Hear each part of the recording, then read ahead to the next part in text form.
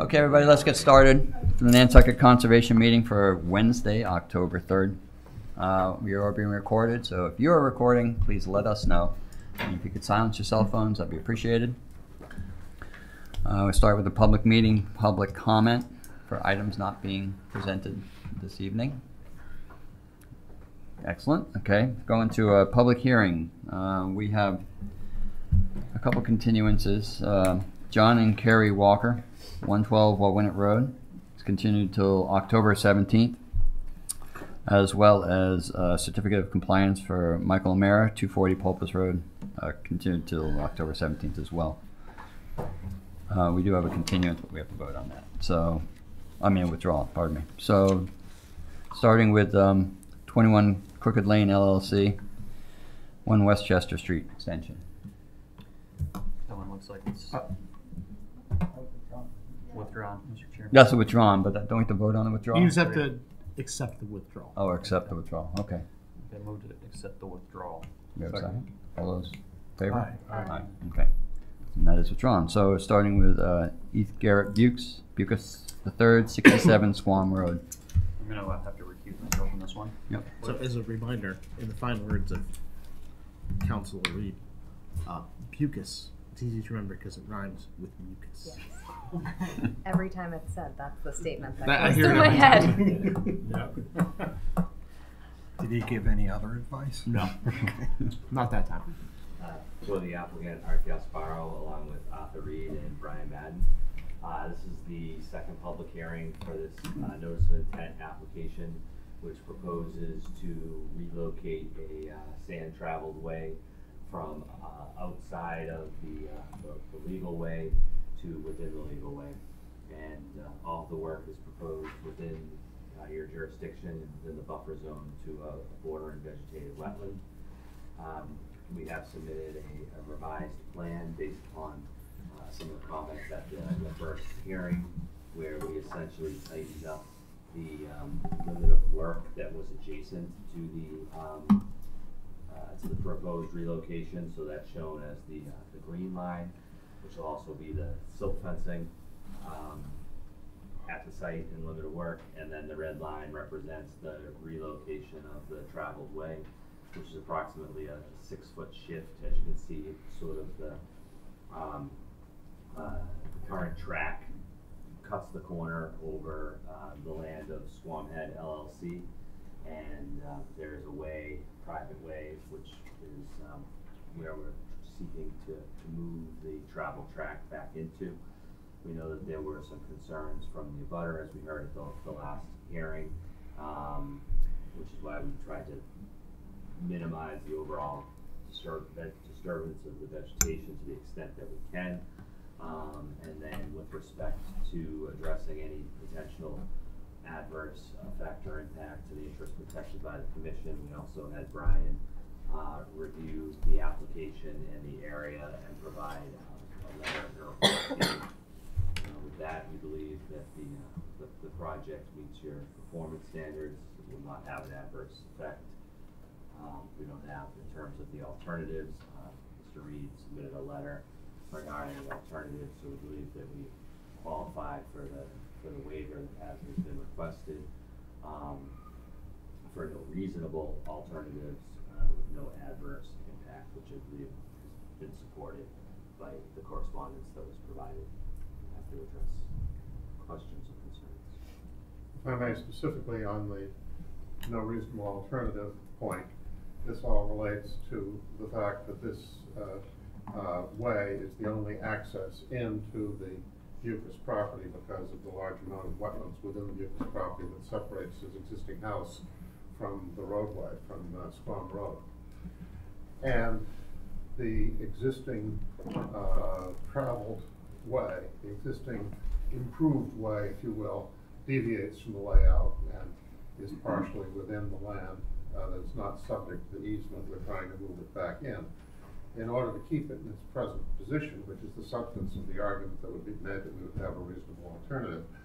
First of all, we have been in some communication with the abutter, the owner of the land that would be in question, and he has specifically indicated, and you have a direct quotation from his email in the material that I sent to you, that says that the obtaining of an easement would be problematic as far as he's concerned because of the fact that he would have to deal with his mortgagee, which might require compensation and so on.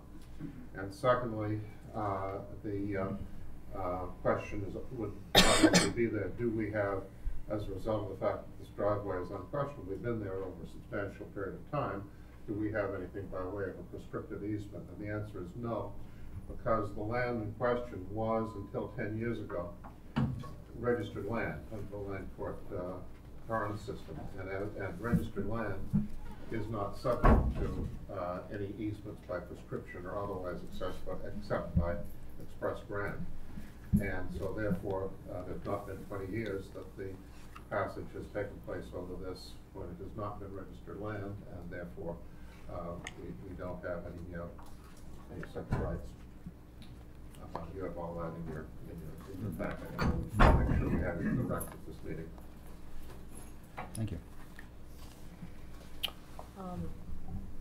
Am I remembering correctly that you guys will be putting some sort of stake or marker on this side of the road so that people don't continue to drive there? Yes. Did you see is there any physical evidence that the road was in the old layout at any one point? Or is there, you know what I mean? No, it's Impossible to tell.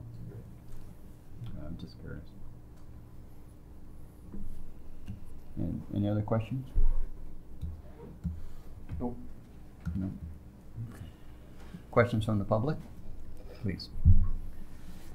Mr. Chairman, members of Conservation Commission, my name is Kevin Dale. I represent the butters, Richard Gatto and Claudia Gatto. They live at 69 Swan Road. They oppose this request for a waiver and an order of conditions to relocate this right-of-way. Fundamentally, it's a title issue, it's not a wetlands issue. And a waiver to allow the relocation of this driveway under this particular section of the local bylaw, which says there is no reasonable alternative to doing this, and there won't be an adverse impact on the wetland resource area. The burden hasn't been met by the applicant to show that. There are, in fact, reasonable alternatives that the applicant can pursue. And at the very least, the applicant should pursue these alternatives before coming here and asking for a waiver, and not simply speculate that they can't obtain a solution to a reasonable alternative that would allow this traveled way to stay where it is. As a legal matter and a practical matter, this traveled way, where it is on the ground, has been there for more than 60 years. There's never been a problem with people using it. In fact, the person that Attorney Reed referred to as saying getting an easement approval from the bank was problematical, Eric Casperson, stated specifically, as pointed out in my letter in an email to my client, that there was no problem with Mr. Dukes using this traveled way where it is, and didn't expect there to be a problem. So one solution is to ask the applicant to step back and seek an easement from Squam Head LLC, and asked Squam Head's LLC's lender to consent to the easement. If that easement isn't forthcoming, then perhaps that is not a reasonable alternative. But until it's pursued, it is a reasonable alternative. Simply to speculate and say it's problematical isn't enough. Secondly, title insurance is a reasonable alternative. I know from my practice as a conveyancing attorney here for 38 years that oftentimes minor encroachments like this, especially where there are no structures involved, are resolved by title insurance. And if Mr. Bukis is interested in selling the property he can simply put in the purchase and sale agreement that the buyer's obligation to purchase is subject to taking title with this current situation and to have title coverage. Is it a perfect solution? No. Is it a reasonable alternative? Certainly. And it may not in any way undermine or detract from the marketability of the property. But most importantly, it's likely that Mr. Bukis has an implied easement by necessity to use this. And I know Mr. Reed's shaking his head, but let me explain why. This land, the Bukis land, and the Squam Head LLC land was owned at one time by common grantors named Ferrier, Marcus Ferrier, and others. They both owned this land. So there was one of the tests for showing that there's an implied easement by necessity is there's a common grantor, and there's unity of title, which exists in this case. That unity of title was severed when this Bukis lot was conveyed out and the Squam Head lot was conveyed out. And although the general rule in Massachusetts is that where there's an express easement, there can't be an implied easement by necessity, this is the exceptional case because this easement never worked. This legal easement never worked because of the wetlands. This traveled way has been in existence from the beginning. It hasn't changed. And in these circumstances, where you have a situation that in effect prohibits access, legal access, because, for example, there's an encroachment and this is outside the public way.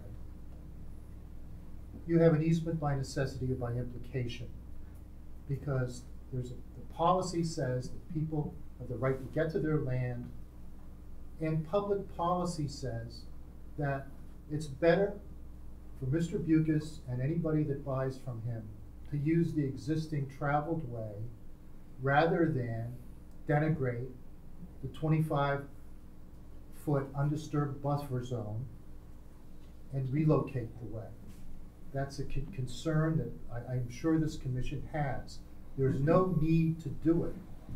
And at the very least, there's no need to do it until all of these reasonable alternatives are exhausted, and they haven't been. To speculate that there's not an easement available from Squam Head LLC is mere speculation. To speculate that the bank, First Republic, won't consent to that easement is mere speculation. At the very least, the applicant should pursue this route before asking this commission for a waiver. And I also want to address why there is an adverse impact on resource areas caused by this relocation. I've read Brian Madden's letter. I respect him, he's very knowledgeable. And to the extent that he describes the project, there may be a negligible impact. But it's not just the project, construction or relocation of the road that's at issue. It's use of the road after it's relocated. And it's going to be used by vehicles, motorized vehicles, that run on fossil fuels. And the fact that the vegetation will be, some vegetation will be removed in the 25-foot buffer zone and replaced with hardening. And the fact that after that is done, vehicles will drive over a portion of the 25-foot buffer zone may not have a significant impact on the bordering vegetated wetland, but it's certainly more than negligible, which means trifling or inconsequential. It's more than that, and there's enough there to say it appears that there's more than negligible impact on the wetland resource area given the nature of the project and the use, I stress that, the use of the road. So Mr. Madden may conclude that it appears there's no non-negligible or no impact on the, adverse impact on the resource area. That's a conclusion that I think supported by what he said, but it doesn't address the use of the road. Let me try to be more simple and direct. We should keep the status quo out there. It's been there for 62 years. There hasn't been a problem. No one's objected to anyone using this traveled way. The mere fact, the speculative fact, that it somehow diminishes the value of the Bukis property to have a minor encroachment on the Squam Head property, it's just mere speculation. And this commission shouldn't be used to solve title problems. It's not a real estate commission, it's a conservation commission. So for these reasons, I'd ask you to think carefully and deny the application, or at the very least, ask the applicant to come back after he has exhausted all of the reasonable alternatives out there and not simply speculate that they can't be done. If I may. Please. Where do I begin? First of all, vehicles powered, sadly, by fossil fuels have been using the existing way for many, many years, really, ever since this was created.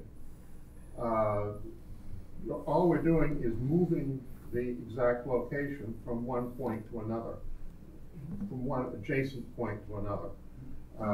There's going to be no change in the use of the property. We're not talking about a situation where it's going to be subdivided or there are going to be additional vehicles passing through there. It's not capable of subdivision, and the extent of the use will be the same as it is now. This right-of-way, by the way, serves many other owners, not many, several other owners in the immediate neighborhood, including Mr. Dale's clients who have the right to use this right-of-way to get to the beach. And now, if we are able to relocate it, they'll have the benefit of being able to use it without trespassing on the land that it now traverses without the benefit of easement. As to an easement by necessity, that argument gets him nowhere.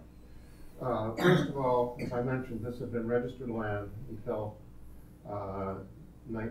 2008. There is no such thing as an easement by necessity over registered land. That's a matter of absolute law. There's no exception to that. The fact is that the property was split up by a common owner many years ago, and at that time the system of easements in this way was created. That I think is completely dispositive of the question as to whether there would be any right to use any other part. If there had been no provision in any way, and this were not registered land, and the property had been split up and there was no other way to get the property, there would be an argument for an easement by necessity. That's absolutely inapplicable in the present situation. As far as the ability to obtain an easement from Mr. Casperson, who is the principal of the LLC that owns the land that is subject to the easement, he says, as previously mentioned to both of you, this was addressed to both Mr. Dukes and Mr. Garrett. As previously mentioned to both of you, I am not optimistic that an easement approach is a simple one, especially since, as Gar, that is Mr. Dukes, reminded me by email last night, I would need to get my mortgage lender involved, which is an additional complication to say the least, and would raise additional issues around fair value for the change, etc., as I know well from going through it previously in respect of then referring to another property.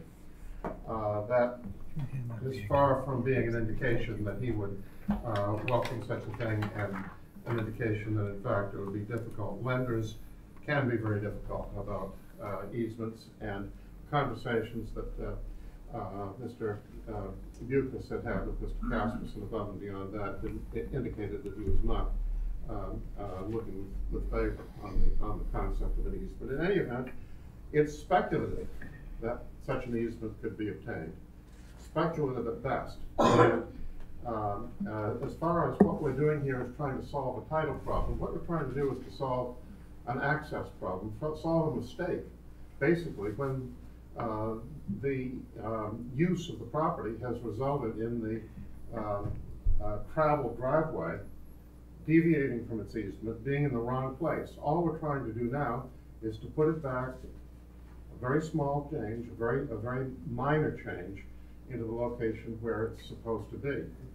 As to title insurance, a buyer certainly would not, and I'll be very honest, Mr. Dukes is contemplating putting his property on the market. A buyer would, I think, be very unlikely to accept a title insurance solution to this situation, where it is apparent from a title search, apparent from a survey, that there are no rights, that there are absolutely no rights whatsoever to continue to have the driveway in the location where it presently is. Where we're dealing with property that has been registered land, so that there can be no prescriptive easement or easement arising from any other source other than express grant.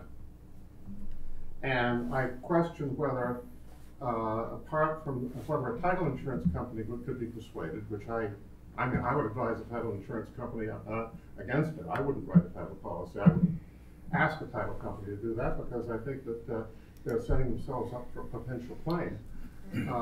But I don't think that any lawyer representing a buyer for, you know, a property that's going to sell for a substantial amount of money, let's face it, would advise his client to buy into those circumstances with no other means of access to his property unless he wants to come in amphibiously or by helicopter. This is the only way on land to get to the location of the house.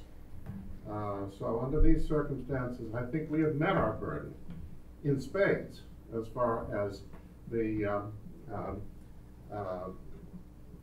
there being no reasonable alternative.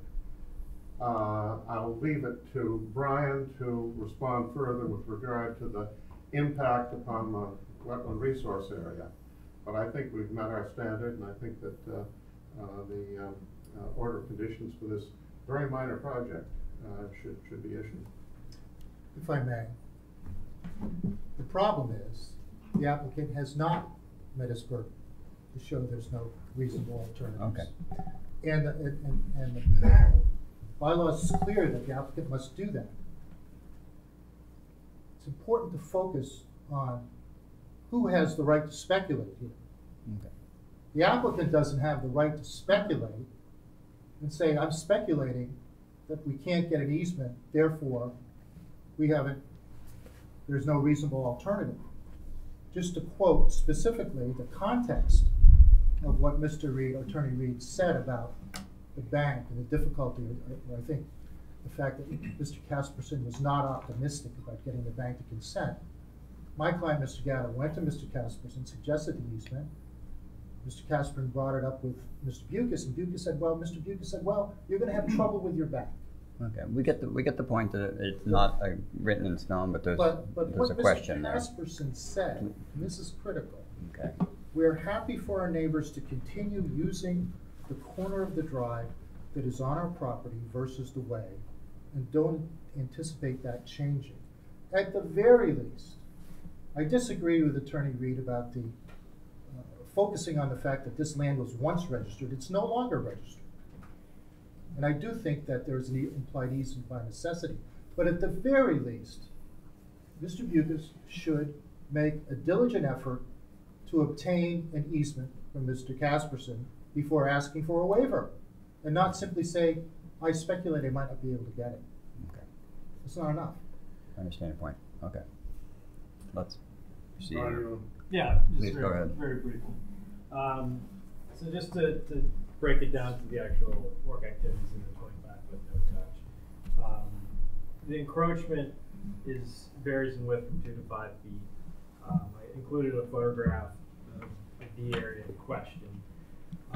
Based on our review of the prior site conditions when we flagged it, what is being proposed, no actual vegetation is being removed. No native vegetation, shrubs, trees will be removed. In all likelihood, the work activities could be limited to just pruning back what's already there, which is mostly the closest vegetation is foxglove entanglements. You can see in that photograph too that I included that elbow, the area in question, routinely ponds up in the spring. This photo's from April of this year.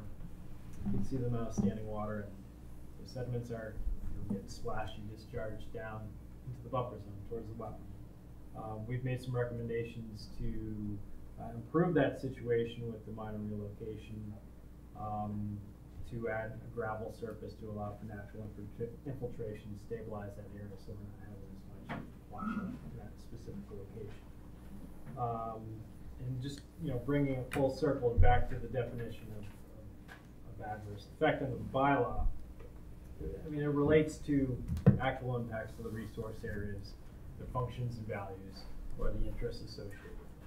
And we feel clearly, based on what is being proposed, that the work activity meets the definition for no adverse impact.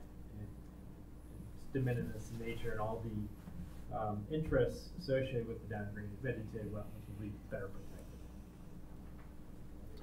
Brian, how many square feet are actually in the 25 being proposed to be disturbed? 170 square feet. Yes, it's on the plan. It's on the plan.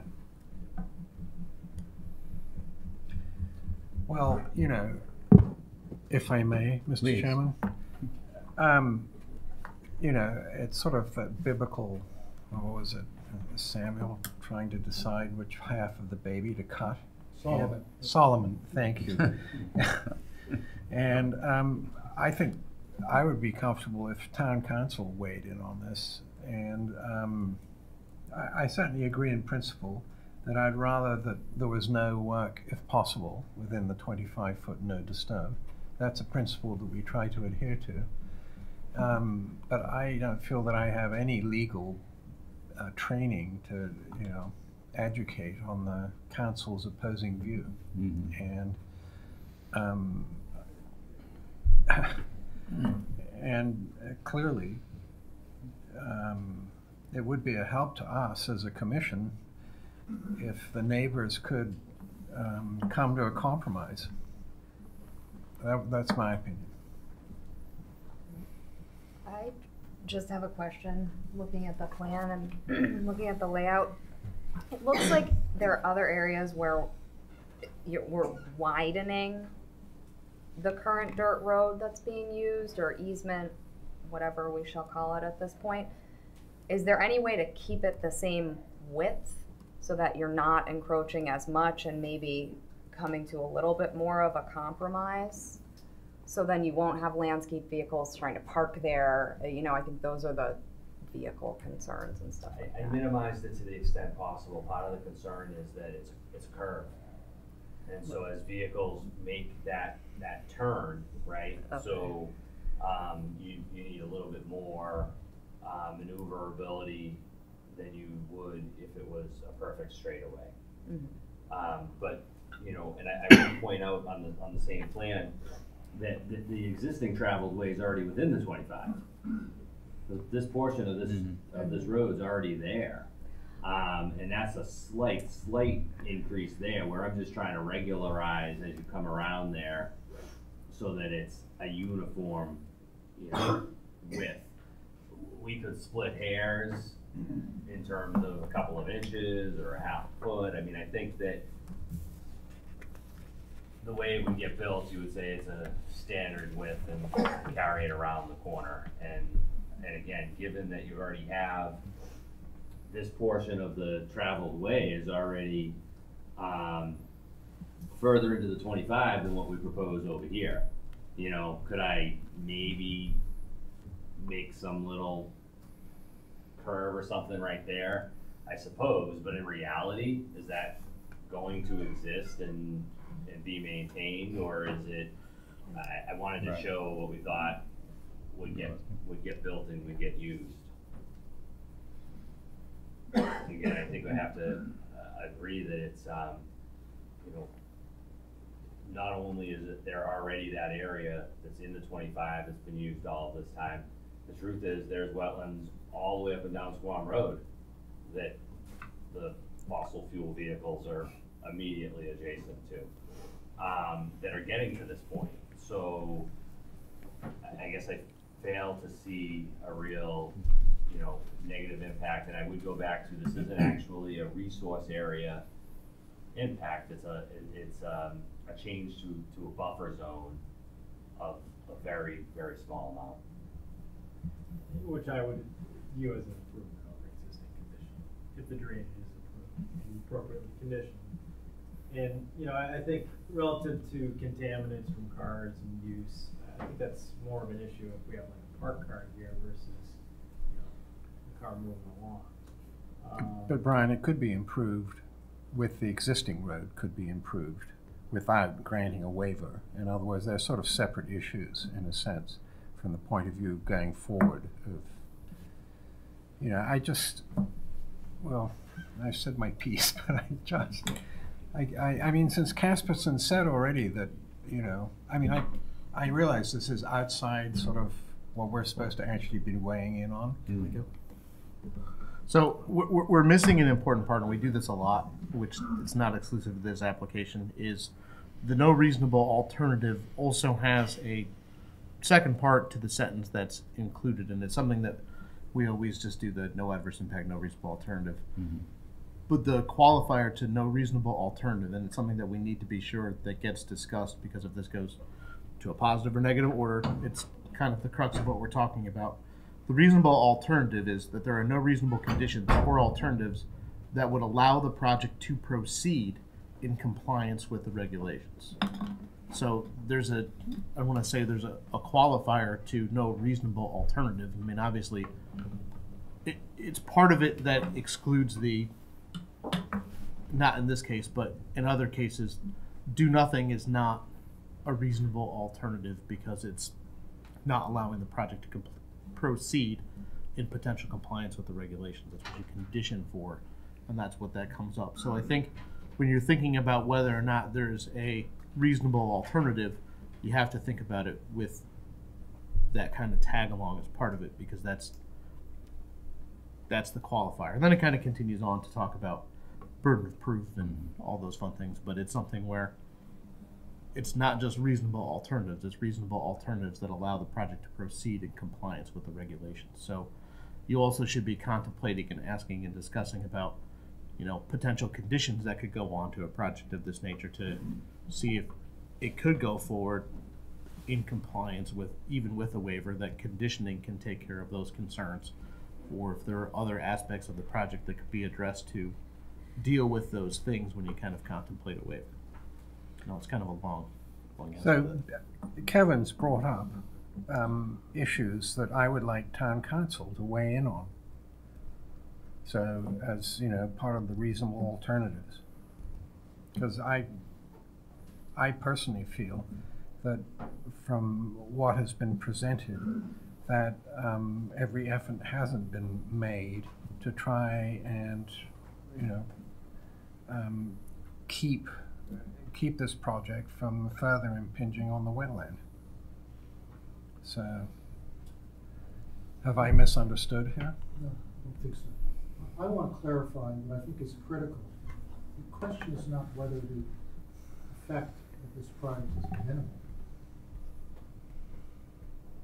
The standard is whether or not it's negligible. I think the effect is minimal on the research area. I agree with Brian on that. But it's more than negligible. I mean, the negligible, with the definition,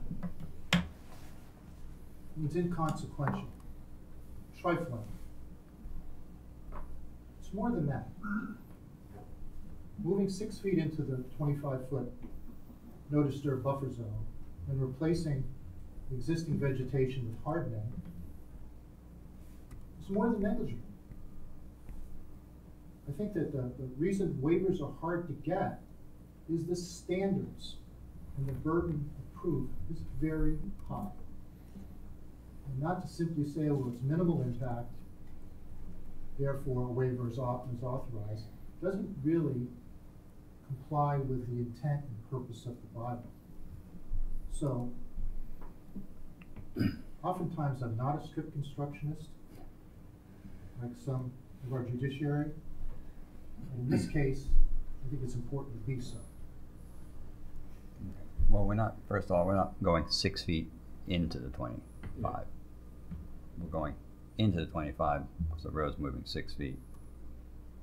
Just It is clarity. 170 square feet. I understand the square footage, I agree with you, but it's the Yeah, same thing, well, it's not, yeah. Then I stand corrected, 170 square foot Right. of disturbance Okay. in 25-foot no disturb zone Yep. is more than negligible. And, Someone Well, was to outside. go to Jeff's point about conditions, just Yeah. briefly. I mean, the point that Brian has made and Art has made about the drainage improvements that can result from this, I think, provide ample justification right there. All right, you have 21 feet on the, from the setback to the lot line. What's the flagging to the edge of the new road? You have 21 foot. What's the, to your It's road about line? 21 feet. To the property line, but not to the road. New road, is it? Oh, so that would be 22 feet there, but back where, at the other flag, at wetland flag 52, Yeah. that's where the road already encroaches, so that's where the setback there would be the 21 for the closest point. Oh, okay. Cause And then with respect to the 170 square feet of disturbance, not all of the, it's not 170 square feet of disturbance because this portion of the road is already disturbed and in the 25. I'm listing how much of the road post-construction would be in the 25. It's not a delta calculation, so it would be even less. How much less?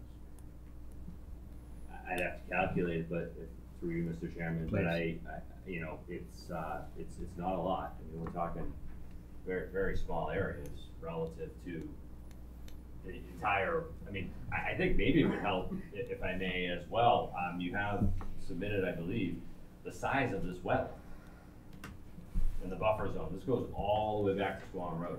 This is, you know, a very large system, and we're speaking of a very small area in comparison, which I think again goes to Brian's points of function and performance standards of this wetland resource area to be impacted immediately adjacent to an existing road by a couple of feet over a small area. I think if you put it all in context to the resource area that's being considered, it becomes even more apparent that it's really a very small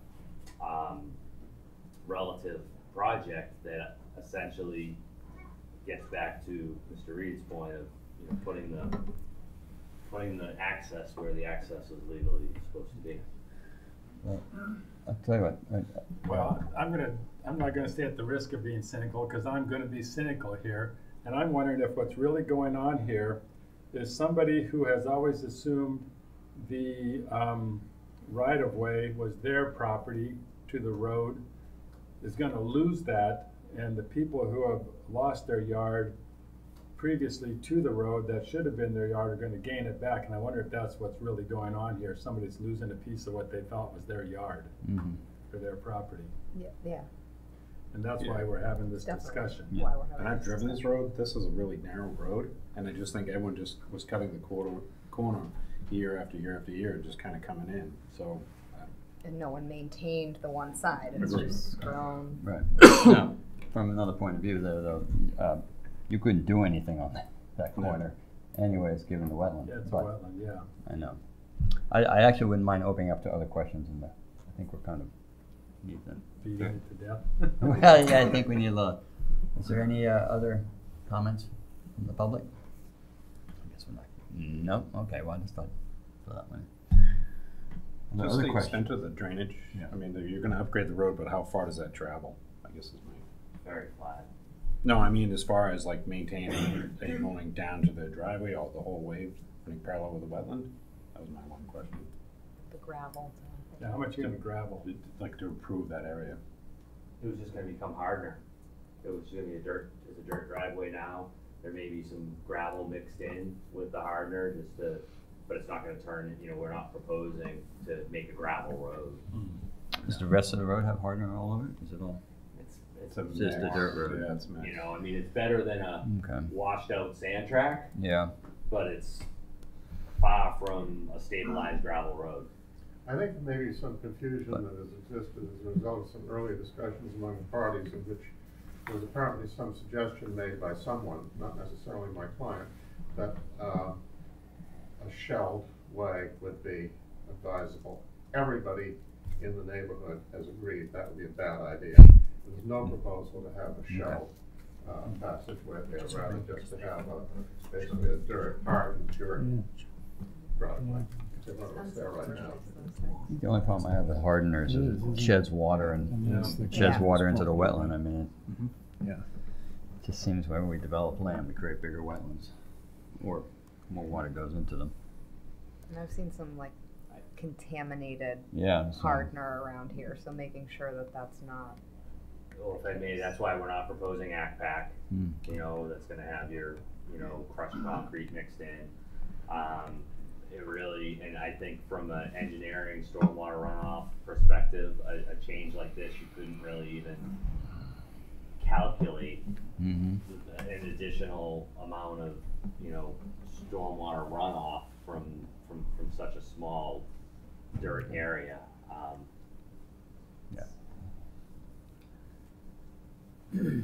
Is any other members of the commission interested in having legal counsel look at this? Personally, not sure if I personally feel I have sort of an opinion on this direction I'm going to go, but I don't sense that anyone else is feeling the need. Okay. Well, then, are you going to tell me that you've all reached a conclusion on what the legal arguments are? Or are you saying that the legal arguments have no relevance to your decision?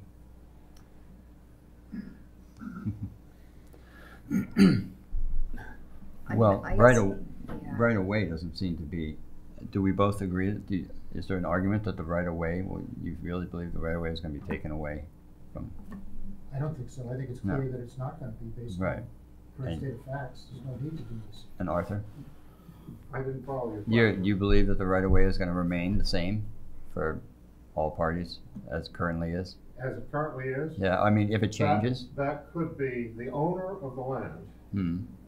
Mr. Casperson's entity, could I- at any time, for any reason or for no reason, stop passage across the portion that deviates from the layout. He's indicated he's not about to do that, Right. but he's also not indicated that he's willing to forever give up the right to do that. We Well, we actually wouldn't say don't. that. Right of way isn't actually a part of our purview, but I just bring that one up there. So I don't want to I get think into at it the too very deep. least, see if they can get the easement. You know, that would avoid all of this. Well, that was my point about whether town council would say that in fact, in reasonable alternative, that would be part of, you know, a reasonable request from the commission. So, but Well, okay.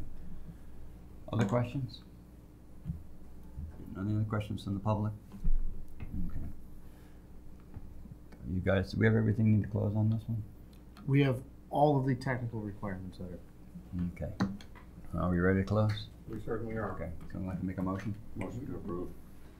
To close. Thanks, John. Like that one. Second. All those in favor?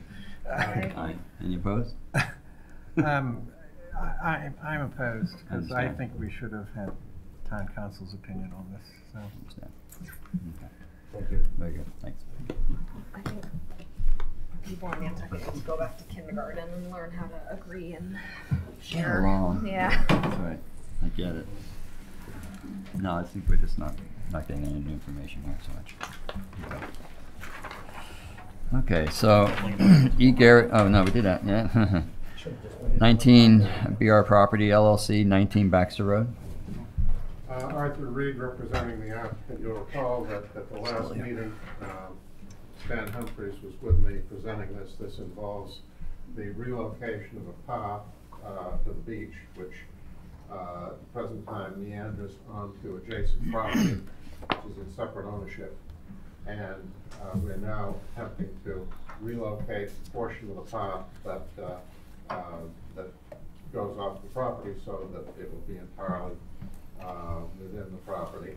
One point that came up at the last meeting was that it was requested that we do some vegetative blocking of the existing path so that the portion that goes over onto the adjacent property will, as a practical matter, revegetate itself when it's no longer being used. Other than that, I believe that we continued at the last time simply because we were waiting for file number, which we now have. And I don't have anything further to present unless you have any questions. Any questions? No.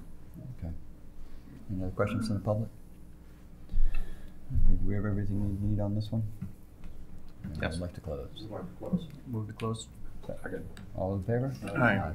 Thank you. Thank you. Seth and Kim White, 47A Westchester Street. Good evening. Brian Madden from LEC Environmental Consultants, representing Seth and Kim White. Proposed project before you is a proposed cottage up against Westchester Street. 383 square foot cottage. The proposed cottage is located outside the 50-foot buffer zone. There's no work activities proposed in the 25-foot buffer zone. The wetlands themselves are across the existing shared access driveway.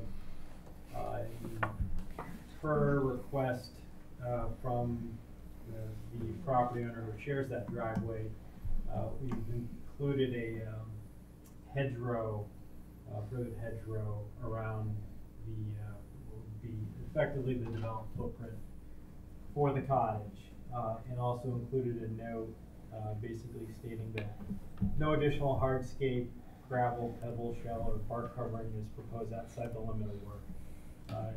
There was some concern about potential parking directly north of that. There really is no room, and it's located in the easement, which is, I believe, prohibited. So, no waivers proposed for the project. I guess we'll just turn it over to questions.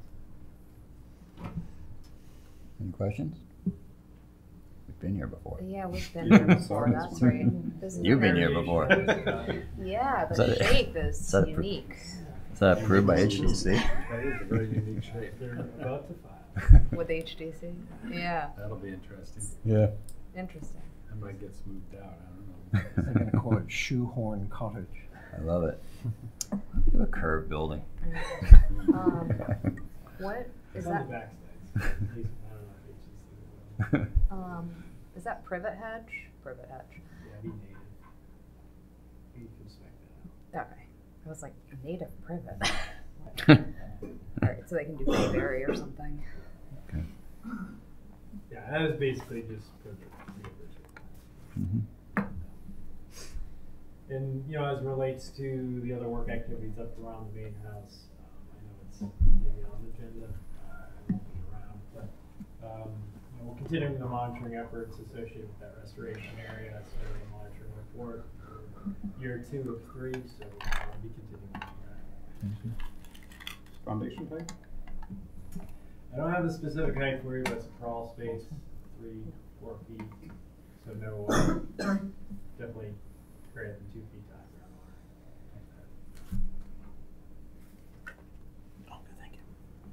groundwater. And no parking proposed. No parking proposed. There's adequate parking spaces per planning requirements up by the main house. No one's gonna wanna walk that, let's be real. Walking the groceries back. Yeah. Stop in the Nice driveway. rainy day. I can tell you, there won't be any parking on the It'll be from that area.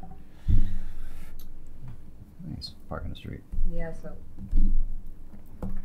for construction, you guys are gonna have to really plan where things are gonna go. Mm-hmm. Small footprint. Yep. And yeah, we got the erosion control around the edge of the driveway, moving up to the back. So, no encroachment in 25 foot.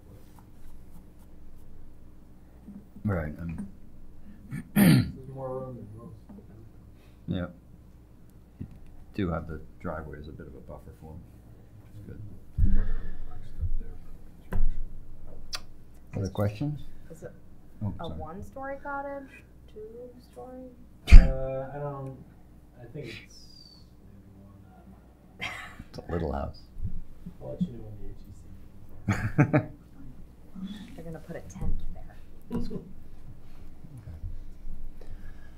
Any questions from the public on this one? Okay.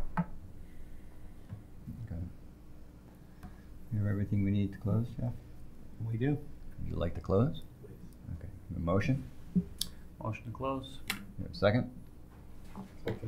All in favor? Aye. Aye. Thank you very much. Thank you. I think I got it. Okay. All right, have fun at your next meeting, guys. Pardon me, excuse me. Randall G. and Man M. Friedman, 68 Union Street.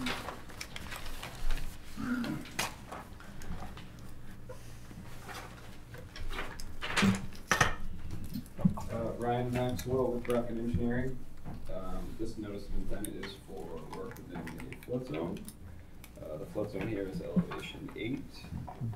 What the applicant's looking to do is raise the existing cottage on site and install a new crawl space foundation underneath that's compliant with the requirements, so it's going to have flood vents that are necessary. The foundation is going to go up approximately 2.1 feet. We're looking to also add about 6 inches of dirt in the crawl space area to raise the floor so that water can properly enter and exit the foundation. Currently, water will sit in the crawl space that's there right now because the elevation is too low relative to the grades around the cottage. The other part of this project is installing a small drain inlet behind the cottage to collect whatever storm water or such is on site. That's the low point on the property. There's a little square catch basin symbol in the driveway. That's from a record DPW plan. There's a couple of these that run across Union Street, across the properties. And the idea, I guess, was to collect the runoff and direct it out to Washington Street is where it ultimately goes. But the one that's on our property has either been removed or filled in, but it's not there. So, and it is a low spot in this neighborhood. So we're looking to collect it and pump it into the line that is supposedly there. We have to do some investigating. We've spoken with DPW, and they're fine with our plan, but we need to provide them with some calculations if we get approval here. So that's a bit to be determined, but that's our tentative plan. So these structures are, okay. With about 4 feet off. With 4 feet off the ground, flood. Say that again, I'm sorry. I was about the to, foundation, yeah. Yeah, it's gonna be at elevation 8.1, so that's roughly 4 feet off. Yeah. So, is my package incomplete, or there's absolutely no description at all in the package? For the project, Yeah. it's written in the actual notes. There's no separate And letter. No, there wasn't a lot. No, I know it's the same thing. I kind of had to check out myself. so there's no description of what you're actually doing. It is right. Yeah. What does that say? General project description. Yeah, but it doesn't give the height or anything. On the top of foundation, 6 feet. Yeah. Where? Yep. Oh, that's It's on the So plan. that's on the plan. It is Okay. on the plan. That information. Yeah. This is existing. Okay. To 8. Okay. Space. Yeah, You're gonna have the a- cottage itself is not increasing in size or anything. It's just being lifted. Okay. Curiosity here. Crawl space floor. Are you pouring concrete into the? No, Okay. it's gonna be a dirt floor still. Gotcha.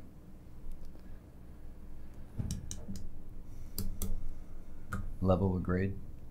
It's gonna be, so the crawl space right now is at roughly elevation 4, which would be level on one side, Okay. but level on the other. So Right, we're so you're looking not- to raise it so that it's level on one side and.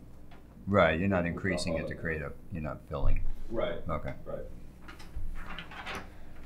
So this area obviously floods Yes. in events, yeah. Yep.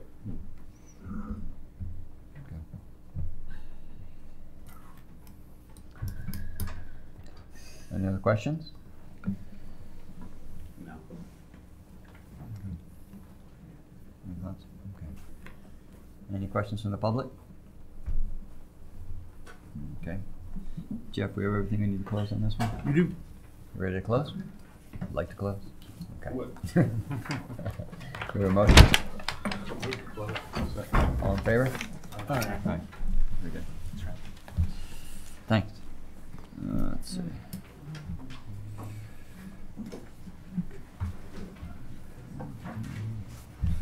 Morris and Karen Smith, 235 Nantucket Road.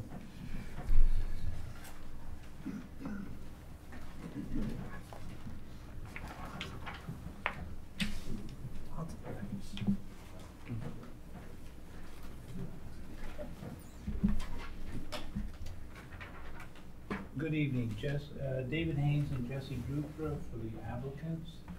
What we're proposing on 235 Nantucket Road is a swimming pool.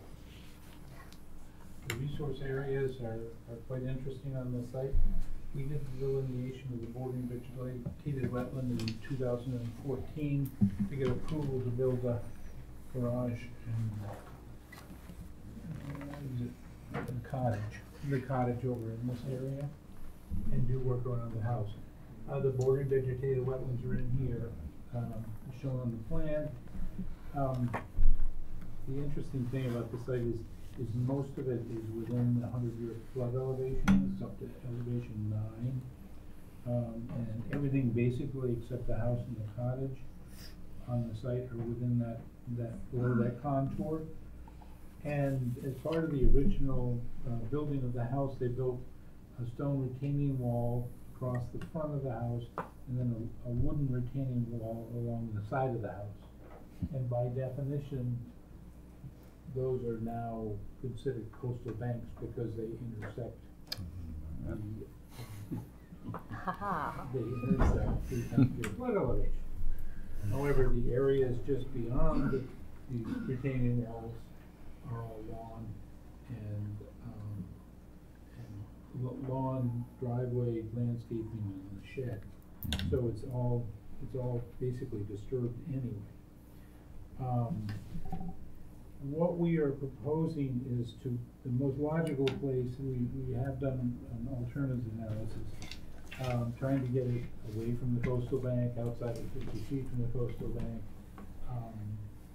and the only place to put the pool outside of the coastal bank is down at an elevation of about 3.4, which means dewatering down 4 feet and the possibility of the pool floating out of the ground.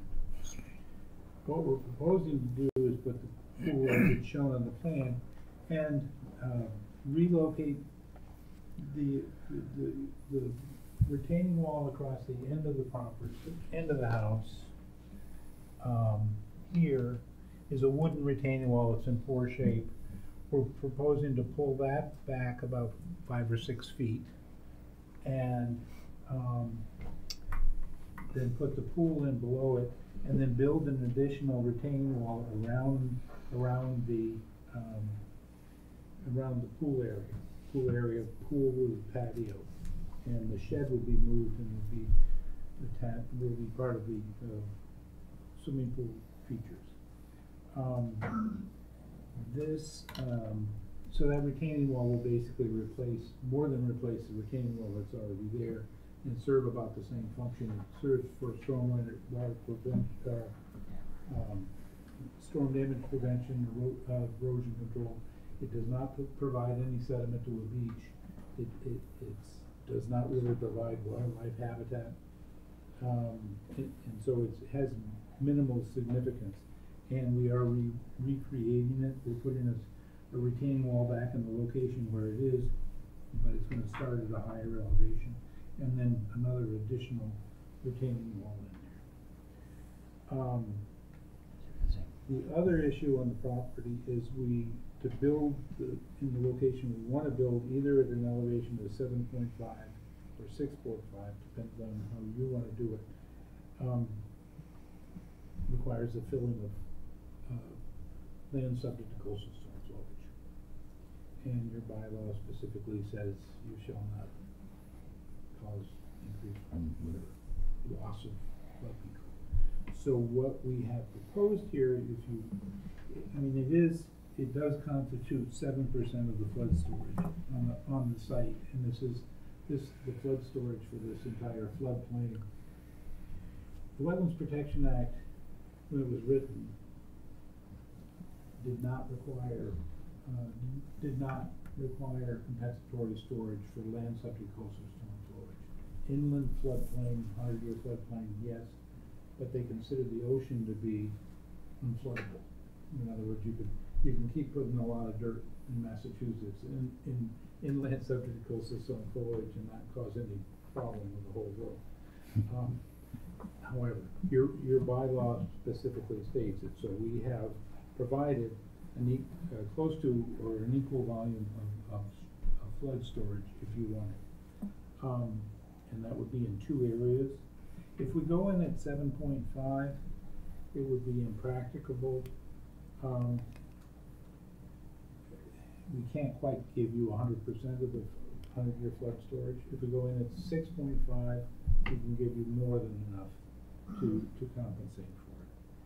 I mean, I don't believe that even the fill that's being proposed would cause a micron of flood increase around Long Pond and every place else that it would affect. How are you calculating the flood storage? Well, we did the volume. We looked at the existing topography and how much fill we're putting in there, how high we're raising it. We got that volume. We did subtract because we were pulling this retaining wall back. It's actually creating some flood storage by doing that. We didn't count that as fill because it was already filled. So we basically took the area of the fill and then multiplied it by the average depth. And so we calculated the flood storage. Then we also, in the flood storage for the entire site, I looked at the area of the inside of the 9-foot contour and calculated, and then the average depth, and then calculated the volume of the entire site. For the compensatory storage, we have 2 areas that are dug out, and it's basically a simple, again, take what's the surface elevation now, and what are we going to dig it down to, and what's that volume. So, I guess what I'm asking, the 3 alternatives, we did not consider locating it down in this area would be practical because it would be 4 feet into the water table, it would be floating, would require extensive dewatering. Also, this area is Nantucket conservation land. I think over here too, this is all pristine. If we dig this, put a pool there, it's closer. I felt it was better to put it up by the house in an existing lawn. This area contains a driveway and some natural vegetation. We would take it down and return it to natural vegetation. The area up by the road there's a lawn here. This is natural vegetation, some cedar trees in here. We were going to take that down about 2.5 feet and to provide the compensatory storage. So I guess I'm asking you, one, for the waiver for the work within 50 feet of a coastal bank, because I don't consider it to be really significant. It's just sort of a fluke of nature. And it does not provide sediment. It does provide storm damage prevention, erosion, and prevents floodwaters from migrating other places, and that will be maintained. All those functions will be maintained. And we're putting a swimming pool inside of an existing lawn area, driveway area, And so I felt it was a reasonable request to ask for that variance on the 50-foot from that coastal bank. And the flood storage, I want to talk to the commission whether they want the compensatory storage or what part of it, all of it or none of it, and we will do what. Is it really going to make any difference if it gets flooded? What do you mean? Well, it just seems to me that, you know, it's like a finger in a dike in terms of really if you had that much flooding. I don't. Yeah, is it gonna I sit did in those some- two areas? I did some calculations and I came up with 2 1,000ths of an inch increase because of it. I mean, And personally, if we don't do it, we could just leave that area, those areas as they are and have to.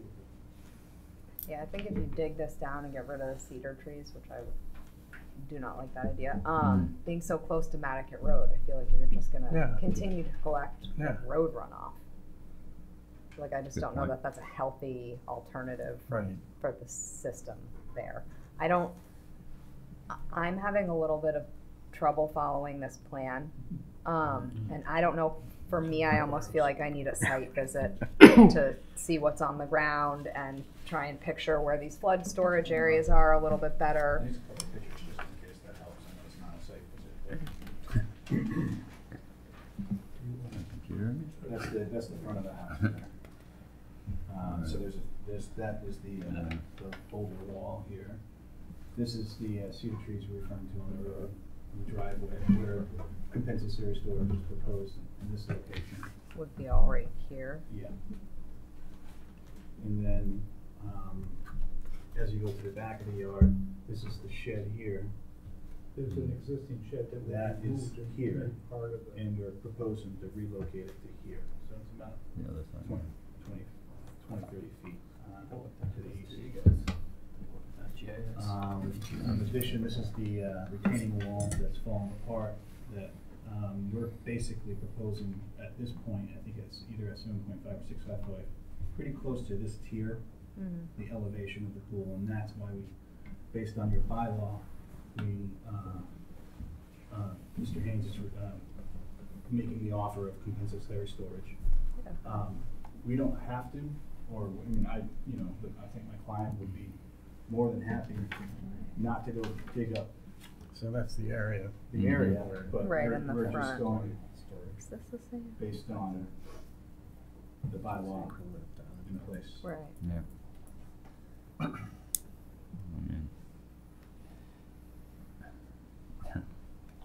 Usually this is an issue that comes up with at the harbor. Does this area ever flood? Has it ever? I suppose it I could. would say there's a 1% chance Yeah. that it floods. See, it That's could. what We've seen this area, but not. It's what the this flood zone size. is. Yeah.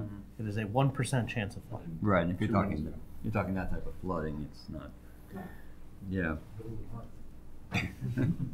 I'll put it this way. I actually kind of look back at some photos and things that I have. This is not an area that last winter experienced really this property significant flooding or anything like that. Right. Last year was a 100-year flood.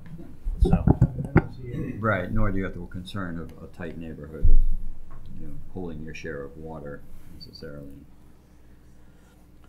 So if they're building stone retaining walls that become a coastal bank, are they effectively building a pre-armored coastal bank? I Wow. mean, are we getting into like a weird thing like? I'll put this. I think It wasn't this. our intention. I think this. Well, this is the thing. So Are you driving pilings down 20 So- feet? No. So it does raise a question because we permit a lot of these, and I don't think, and I'll be fair, and when some of this was originally permitted, I'm not sure that any of us were on the commission or working for the commission at the time, that there are a number of places, not just in Nantucket or even in Brant Point or other spots, where we've permitted retaining walls that are in the flood zone, and then without anyone thinking about it or coming up later saying, Hey, I think we may have just permitted the construction of a coastal bank. It's not a typical, it's not like a revetment or bulkhead that someone is doing that's purposely defending against active water. It's weird. By policy and by definition, it technically meets it. Yeah. I think if you really wanted to fight it out with lawyers and fight it out for years and years, you could make a very good claim that it's not necessarily providing the form and function of a coastal bank. I don't think that's for us to decide today, but I think it is something that is worth contemplating in the future on how we deal with these, because I'm just thinking about, you know, the number of places that I drive by to the office and jetties every day going down Holbert or going down, you know, Beach Street, and the number of little retaining walls that are this high that are technically in the flood zone that would meet the policy. I mean, you drive by the Brand Point in there and they have a raised planter that makes a little like trapezoid that's 2 feet high. Technically, by the definition, that would be a coastal bank. Is the foundation wall of a house That a see, coastal bank? yeah. I mean, that's the thing is we're getting into a really gray area, and that's why when David called and was talking about this and asking about a waiver for the coastal bank, I think he and I were both having. I mean, it's kind of a, I don't want to say it's a coastal bank snicker moment where you're like, I can't even believe we're talking about this. But Well, should we require It flood is. vents in them then? I mean, to let the water flow through them. what's thing is there's solid fill behind on one side of them. Oh, And yeah, so- it's gonna be a gravel footing. A gravel footing with a stone, loose, field stone, flagstone retaining wall, so it's gonna be open, it's gonna be dry laid, or you putting mortar in? We haven't decided that. That, But, you know, certainly, I prefer mortar back just because I think it lasts longer than dry laid. So they're not filling behind it then, Yeah. or they're filling, oh, so then that's. I mean, it retains. So I mean, one side of the wall will be Well, you could put exposed, and the other side will have percolation material. pipes to it. You could put pipes Yeah. to it, which would be standard anyways for a shallow wall.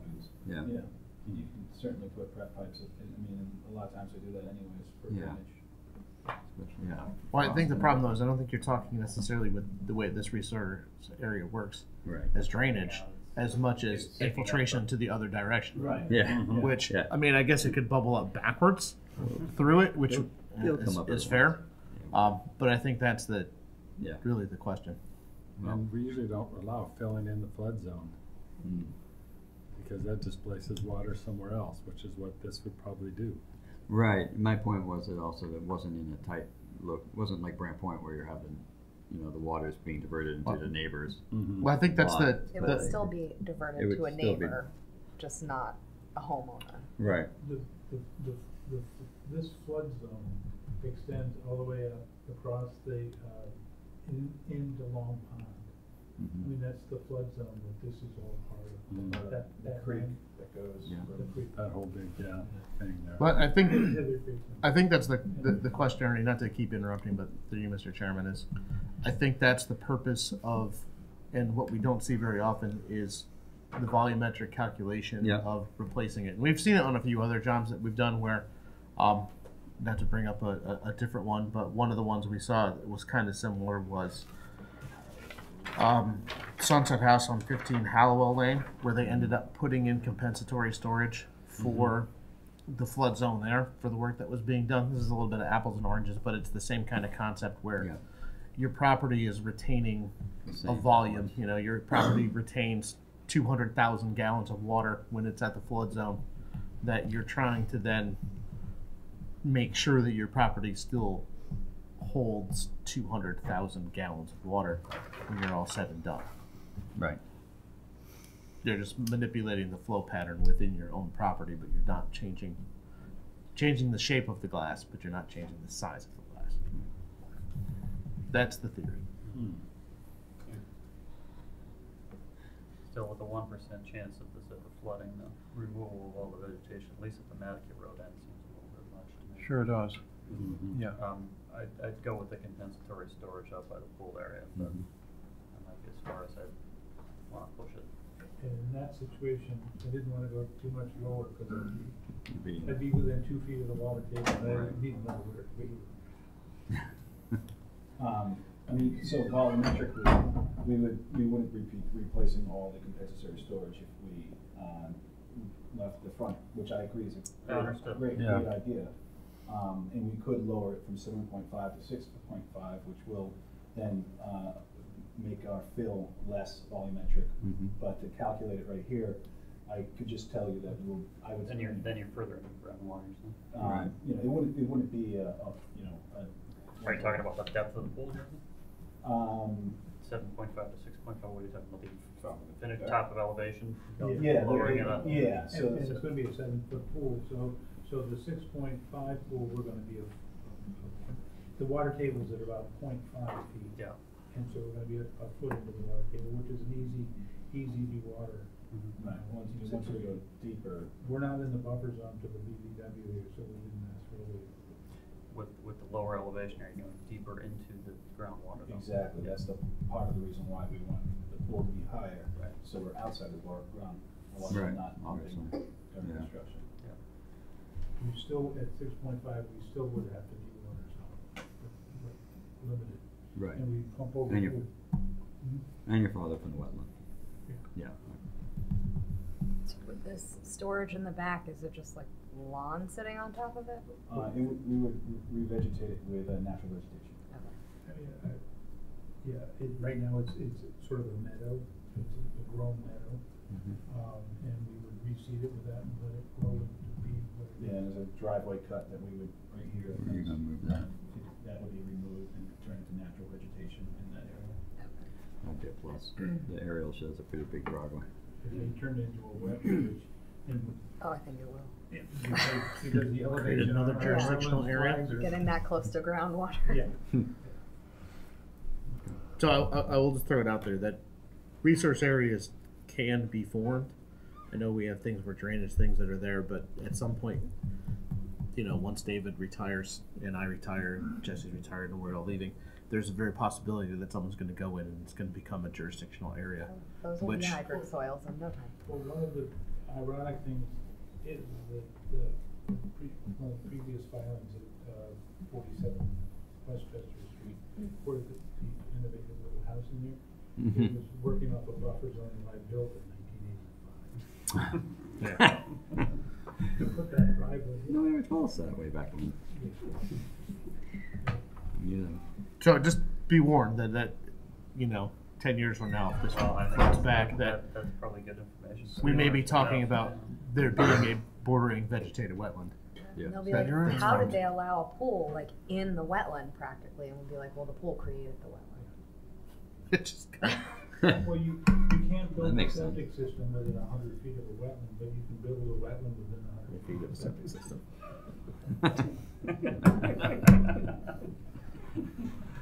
Excellent. Okay. Fun with rules. So, do we have other questions here? Well, at least this was right. Yeah, it's how positive. You didn't bring any lawyers. Wow. Careful, David. They give you work, man. Don't take cheap pigs out of it. Okay, do we have any questions from the public on this one? Concerns? Okay. Make the bylaws? I just want to check something really quick. Okay. Were you about to ask me a question? Well, I was. We had everything we needed here. Yeah, we do. I was just remembering if it was in heritage or not, No, and it is it's not. not. So, Okay. There's some farther background. yeah. Okay. Like to close? Excellent. Good motion. Second? Second. All those in favor? Aye. Aye. Very good. Thank you. Thanks, guys. Okay. Thanks, Jesse. Easy one here. That's really interesting. August Pointing. Thanks. No problem. Point. August Point, LLC, 7 Wall Street. I did not have to learn that.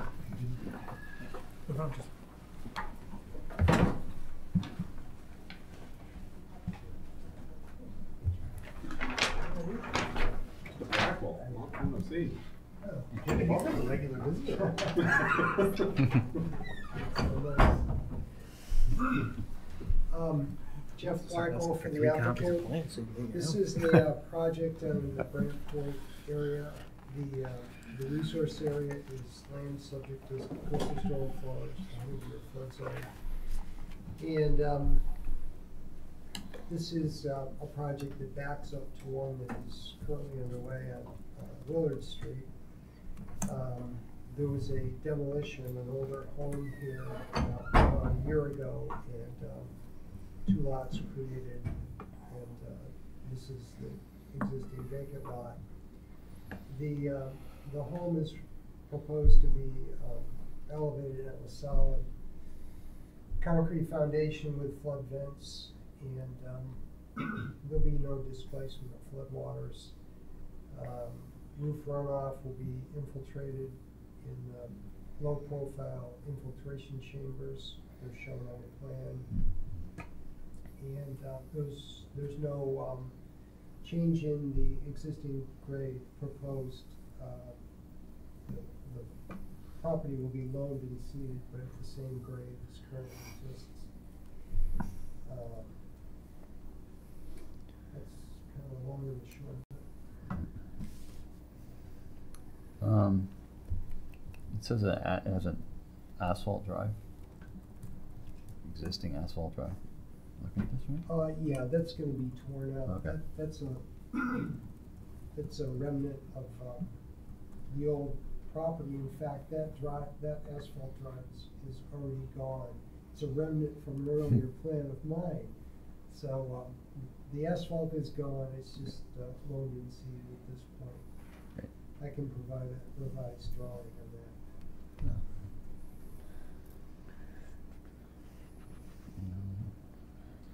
Should have a lot of breakaway panels as well. Just curious about that. No, I think it's basically going to be a stem wall on a footing, so the walls are going to be solid except for the smart flood vents. Yeah. Yeah. Sorry. Spent that for maintenance. And then is this a solid fill foundation, did you say? Yeah, it's a solid wall. Solid wall, but not a mono slab underneath. I don't believe so. No, I haven't. There's no information provided to me about a rat slab down there. Yeah, the gravel would be better. Yeah, definitely. What's is the shed sitting on something too? Did I miss that? What's that? The shed is going to be supported on piers, and there'll be flood vents in that as well, so that won't displace flood waters. Where are the infiltrators going to be situated? Could you tell us more about them? Sure. They're Thank you. they're actually these rectangular features. Gotcha. Those 4 Okay. locations which Yeah. will pick up the downspouts from the roof. There's a oh, you're looking at I am. the cut sheets there. Yeah. Yeah. Oh, I see. Yeah.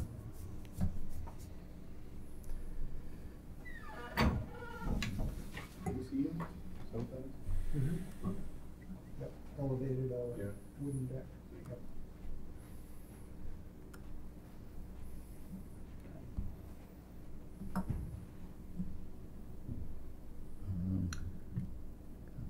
Stupid computer.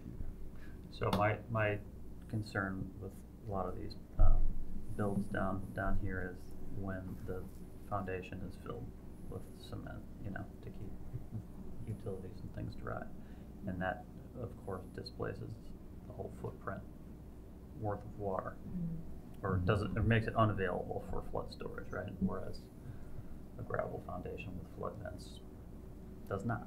Right. Other than that, I don't personally have any issues with it, so. What is in there? What is on the property now? Smaller. It's vacant right now. Yeah, It's this is the vacant. one. It was a double property, right? And there was a Okay. big house in the middle. Okay. Yes. Yeah, Gotcha. They subdivided. Oh, I think, yeah, okay. We got 2. Yep, yep. Sweet. Yeah, actually, I'll have to look at it. Well, I'll look at it later. The aerial. There's congestion in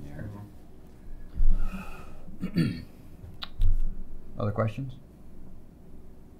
No? Any questions from the public on this? Okay. Jeff, we have everything we need? Well, Oh.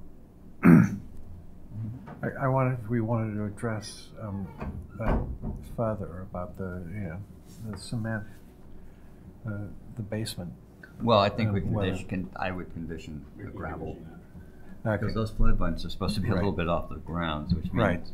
you're gonna end up with a pool if you have a slab under there. Right. So, yeah. And that's okay. Yeah. Yes. Gravel's nice. Right. Okay. Good point. Okay. So, we have everything you need. Like to close? Yes, please. Have a motion? Move to close. Second. All in favor? Aye. Aye. Thank you. Thanks, Jeff. Okay. Gravel. Okay, going to a request for determination, 56 Monomoy Road, Realty Trust.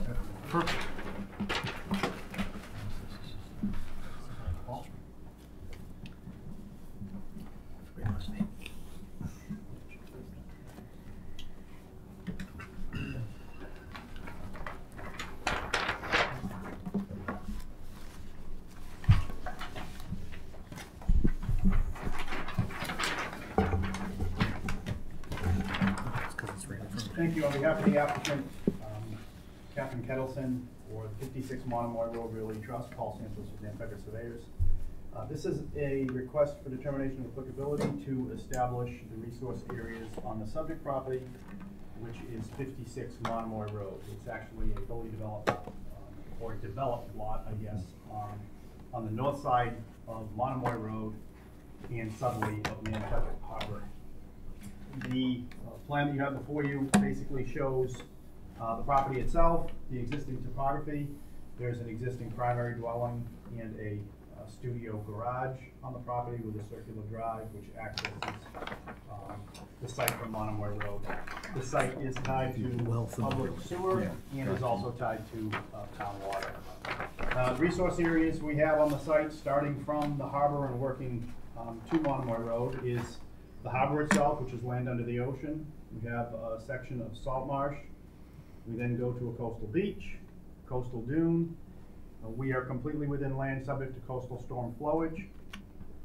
Property to the west, there is a small isolated vegetated wetland that was depicted on a prior application, SC 48-2001, which was project at 54 Monomoy Road.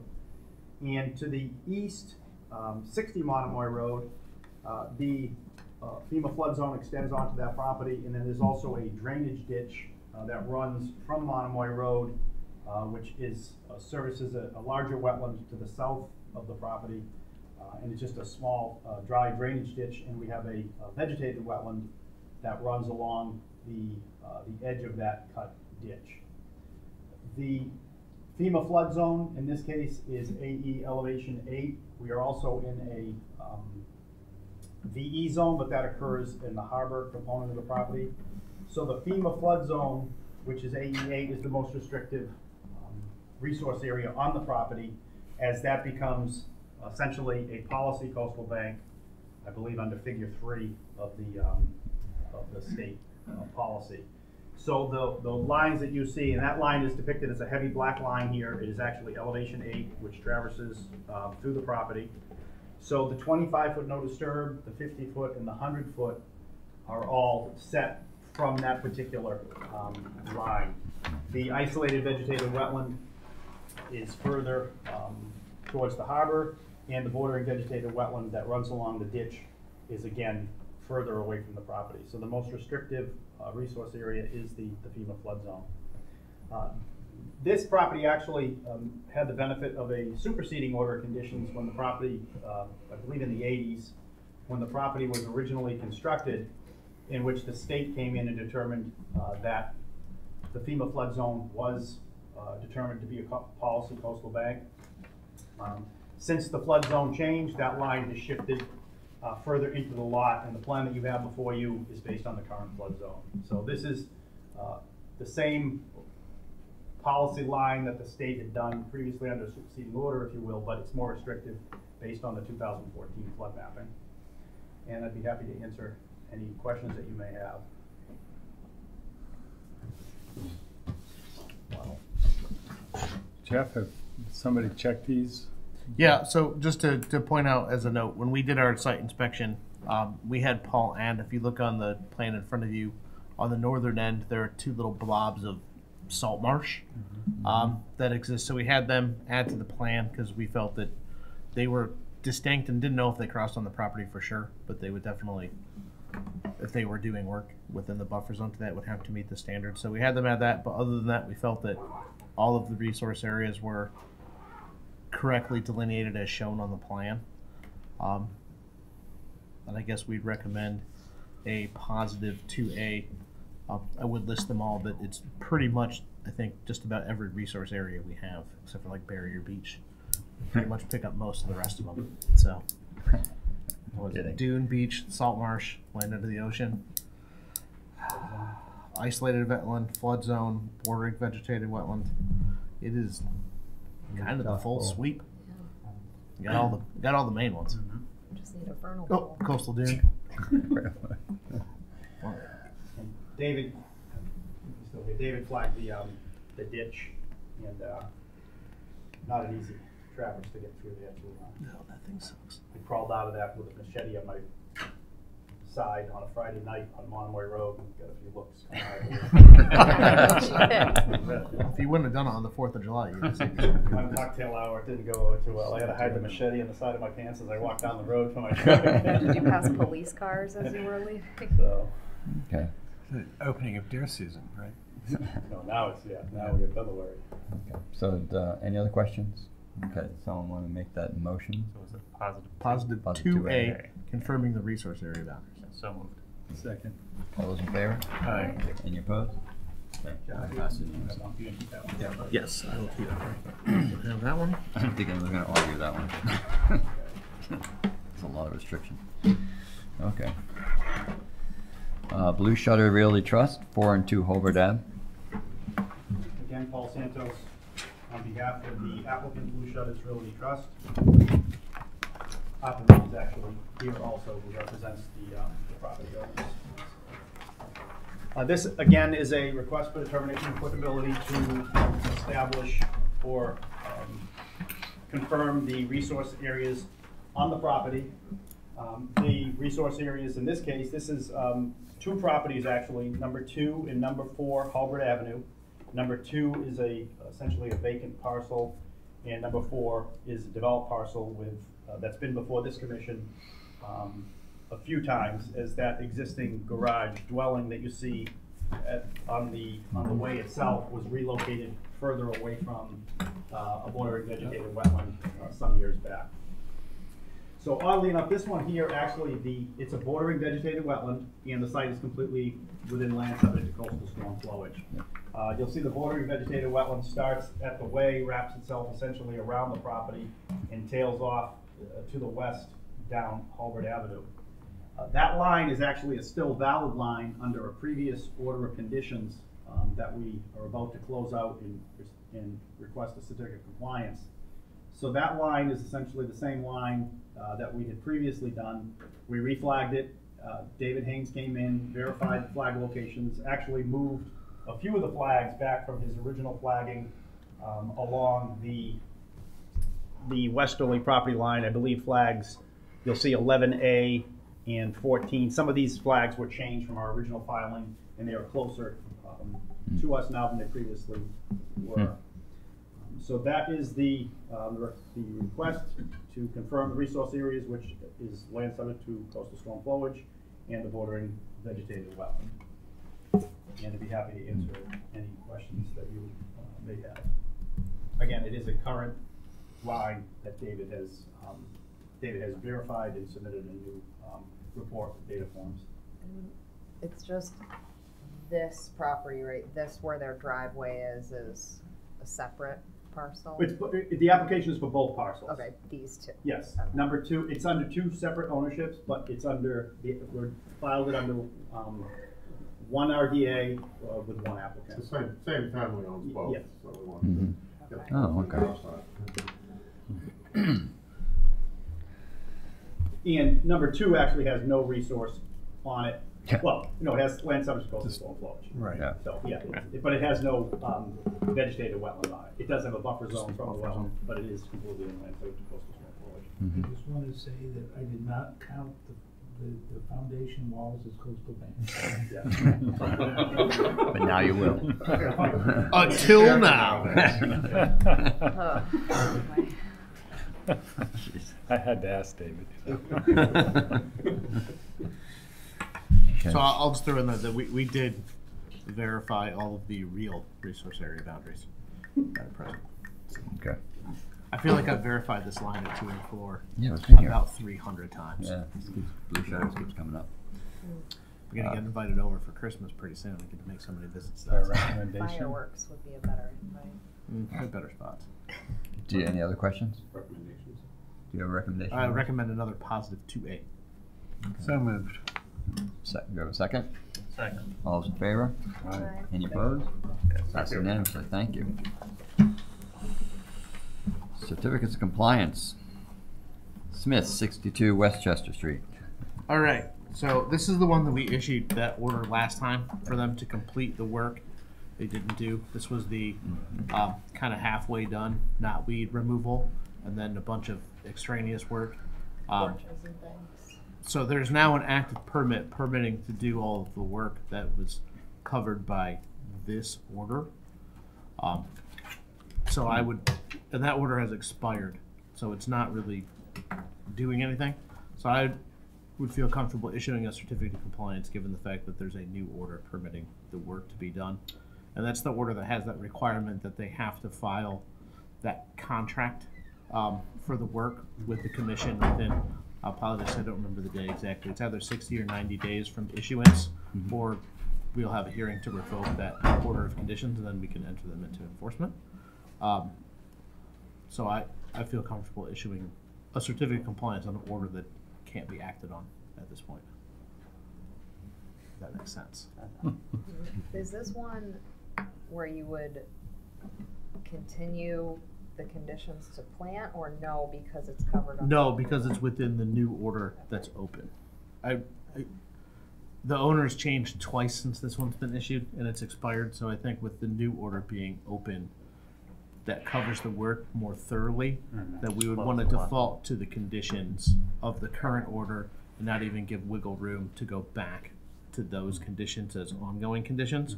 So I think that's why a certificate is kind of, well, not great, acceptable in this case, because then it eliminates that as a possibility to go back to.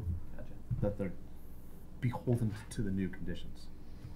And if they choose not to do it, we've built in a mechanism that they already know that revocation is coming, and then other aspects of their project that they wanted to do are no longer able to be done.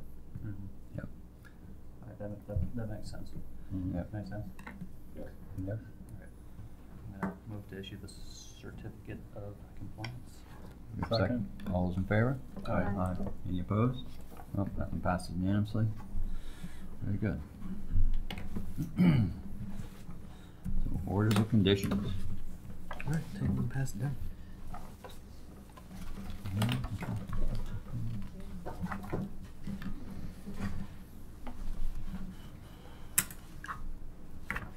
I guess I should open them up.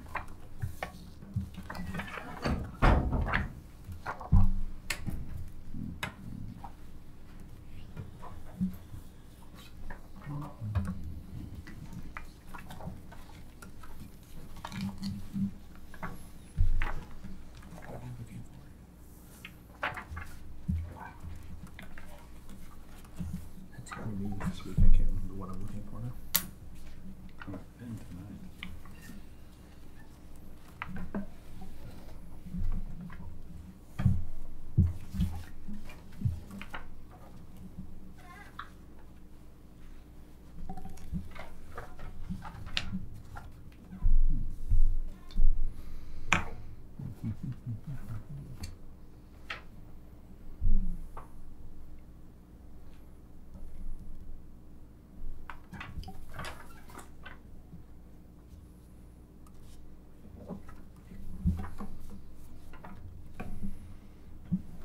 to consider, so the first, this is 67 Squam Road, Bucas. Do we want to consider some way of marking that road so it doesn't migrate? Yeah, I mean, you could farther put into the- since a it's condition 20 that the edges of the existing roadway or the I'm not sure how you roadway mark them, but shall be marked to prevent migration of the curve. well, yeah, I mean it's theoretically migrated out into this new location, I'll also put migration over the way. into the wetland farther. I don't know. The dirt road. There are strange regulations about, you know, like I was thinking split rail fencing on both sides, but then there's these strange regs about fire trucks making turns and things like that. You know, I went through that once, and yeah, Oh, you they'll gotta take it have out. it so wide. Yeah. And I know. I'm not quite sure what you would mark them with. Well, I prefer to mark the side at the wetland side and not. Yeah. I mean, you That's know, actually the that's side I was thinking. I was more concerned about it migrating into the Yeah. wetland. well, we could put edges of the roadway shall be marked to prevent migration of the way closer to the resource area. Yeah. migrate back into the guy's yard all at once. Well, right across the to be fair, if it does and it encroaches on someone's yard, Like, that is a private landowner matter to be taken up with the parties encroaching, just like any encroachment. If we were into the business of encroachment on private property, we would be tied up for forever. You think our meetings are long now? If we added that into the mix, we would never leave. It's a scary thought. There's some really interesting encroachments out there, though. Houses. People just do Decks. whatever they want. Any other thoughts on this one? Yeah, don't grant it. We'll see. We shall see. Okay. Well, with- I mean, without beating the subject to death, I think the reasonable alternatives, haven't been fully explored. So, and I thought that was amply argued. I understand there was a difference of legal opinion. That's, but it's That's part of the course. yeah. Yeah. Okay.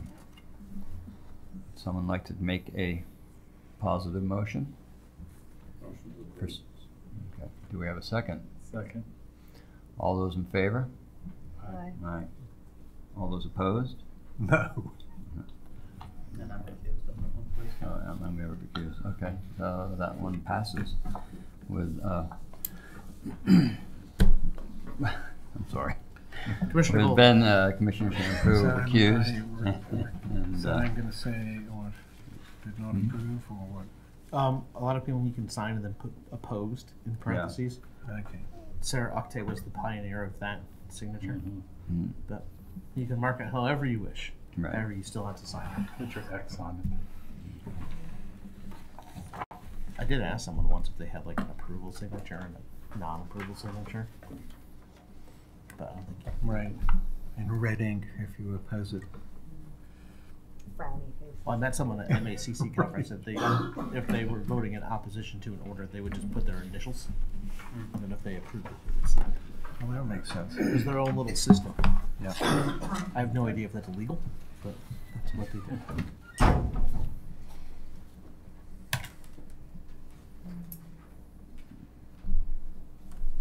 All right. Next is 19 Baxter. 19 Baxter Road. This is the bluff path. Do we need to specify that it's planting of native vegetation in here? Sure, we can put a condition that all planted vegetation is to be native with no cultivars. That's kind of what we've been putting. Thank you.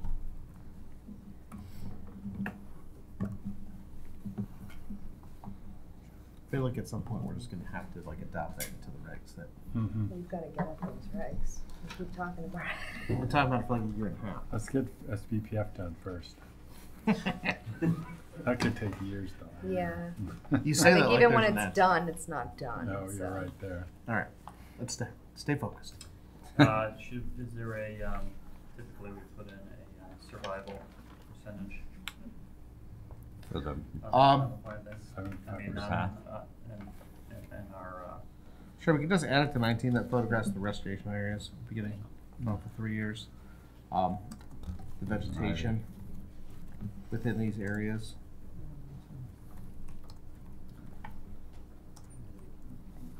people are greater than Is 75%. to maintain a 75% survival rate or greater. Sorry, I've been adding the or greater to that because the last ones have just said maintaining a 75%. Yeah. Someone asked me, they go, well, if I have 4 plants, does that mean I have to clear out the 4th one? I was like, no, it's or greater. So. Or greater would be even better.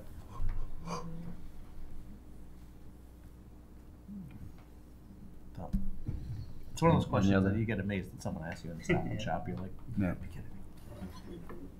Move to approve as modified. Second. All in favor? Any opposed? No, passes I haven't seen unanimously. it either. Oh, House.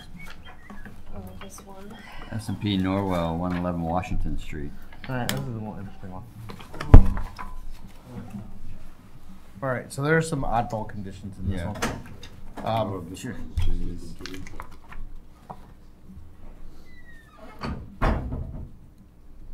So some of the interesting ones that we have. 19 is the executed contract to cover the work for the life of the permit and demonstration that funding for that contract is held for that purpose is there. 20, prior to the start of work, the contractor and applicant representative are required to be on site to go over any protocols in work areas. 21, any material, I just kind of sized it for something we've done before. Any material greater than 3-inch diameter must be approved by commission staff for removal as long as the property is in possession of the town. Weekly site inspections by the applicant and commission staff are required as long as the property is in possession of the town. So it's just kind of once a week we have to go through it, make sure that nothing crazy is there. Then there's the regular photographs, and then there's a should the project area show less than 50% regrowth of native species within the first 2 years and 6 months of the permit, applicant shall file a new notice or amendment for supplementing the area with native plantings or seedings. We've used that one before.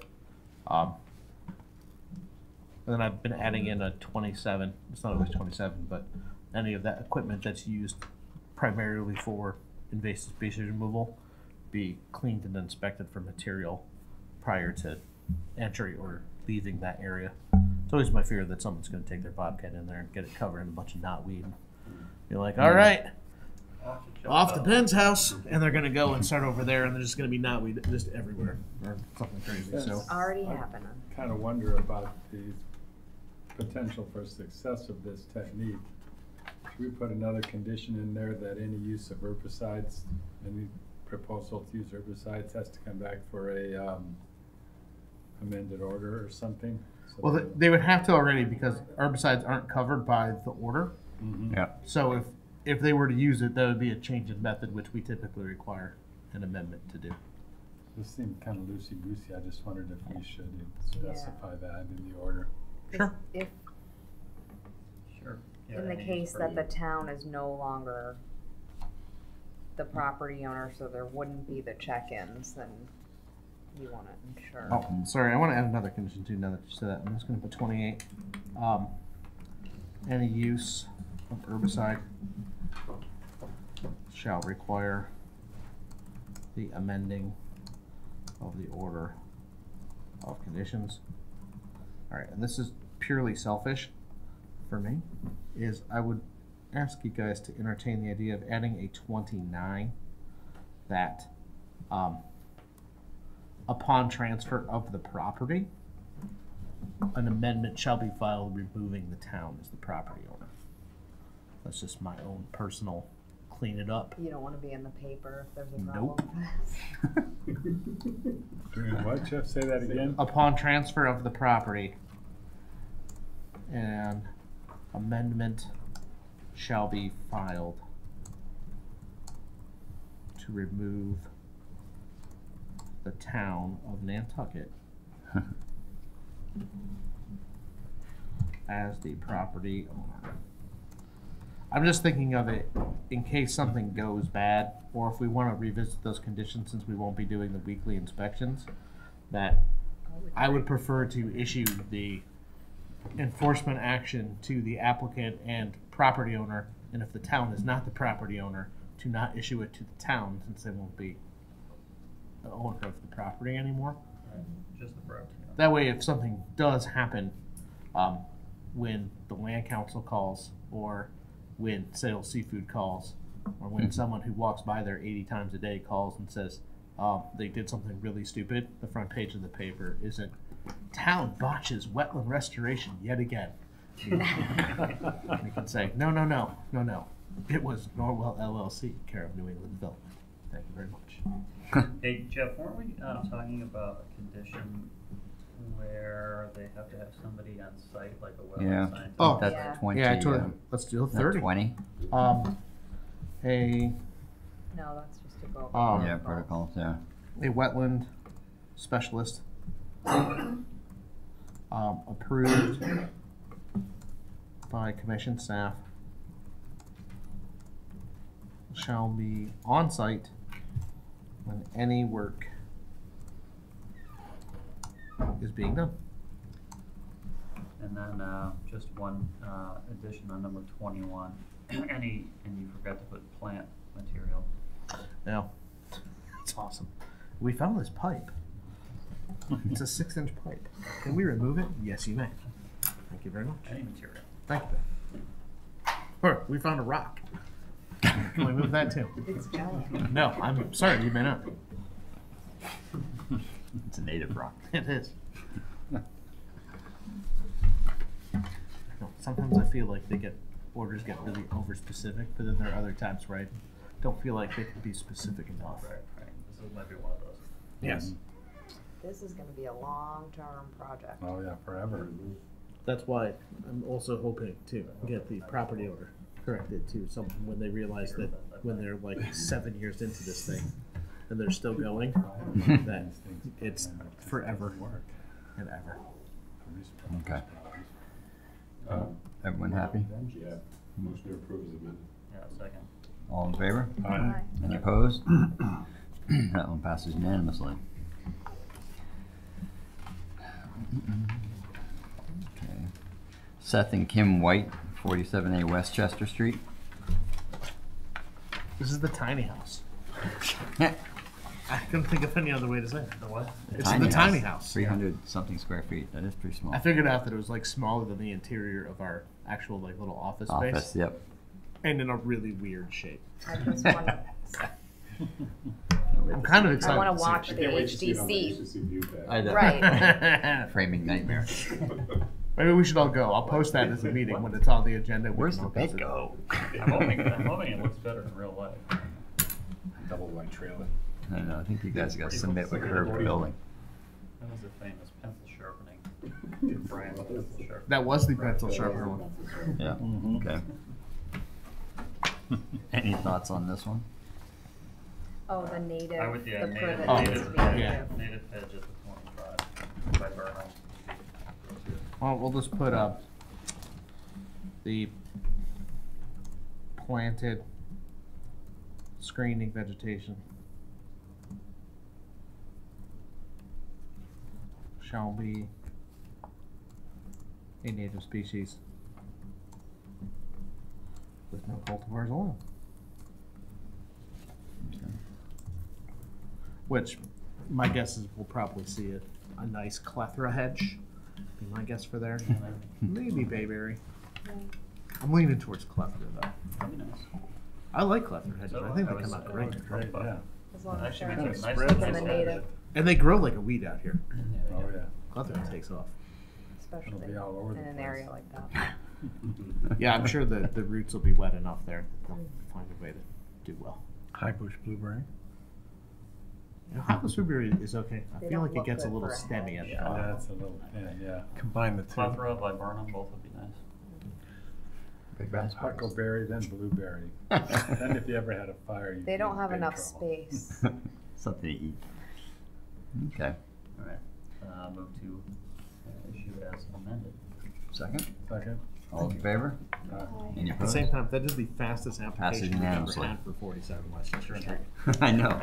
They usually are weeks and weeks. Because we've seen it 8 times Okay. To his credit, they were on top of it enough to submit their monitoring report for their other order that was due with the notice because they knew we were going to ask about it. And here it is. Okay. Do we want to add anything about not exceeding the existing grade? Oh, are you on? Oh, Ian is on 68 Union.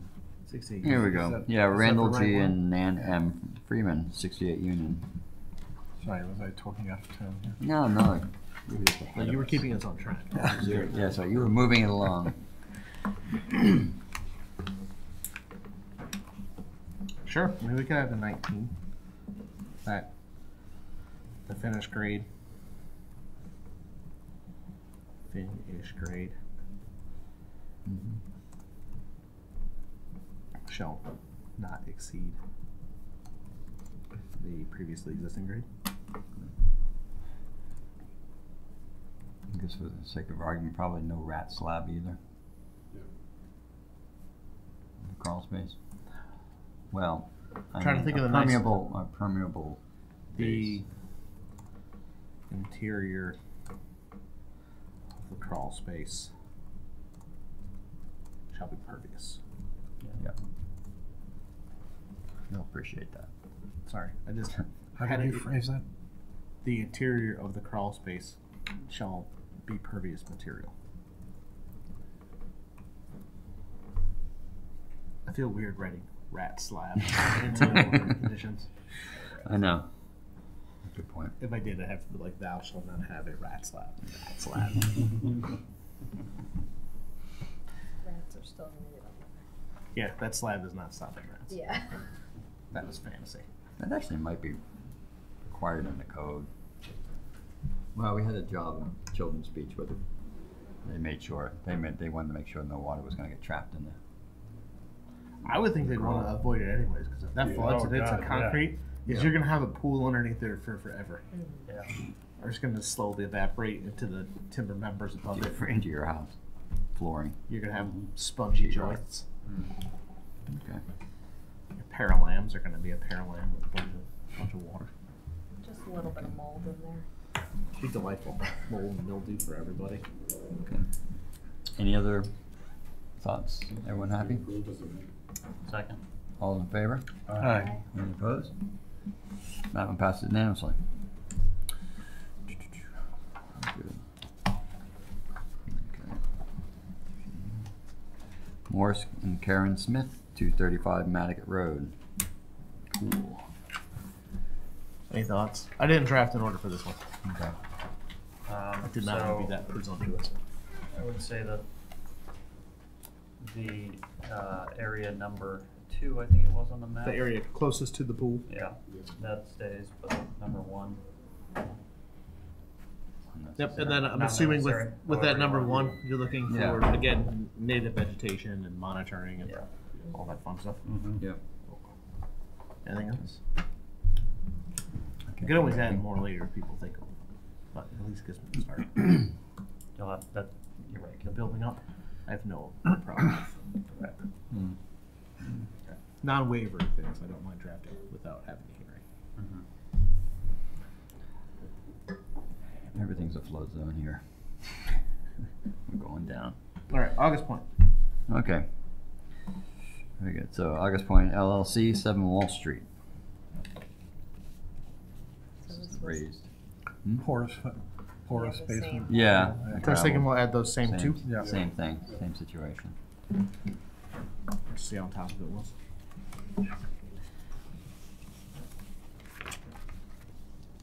I can just hit paste. Magically appear. All those useful tricks. Well, it'd be more useful is when I get back to the office.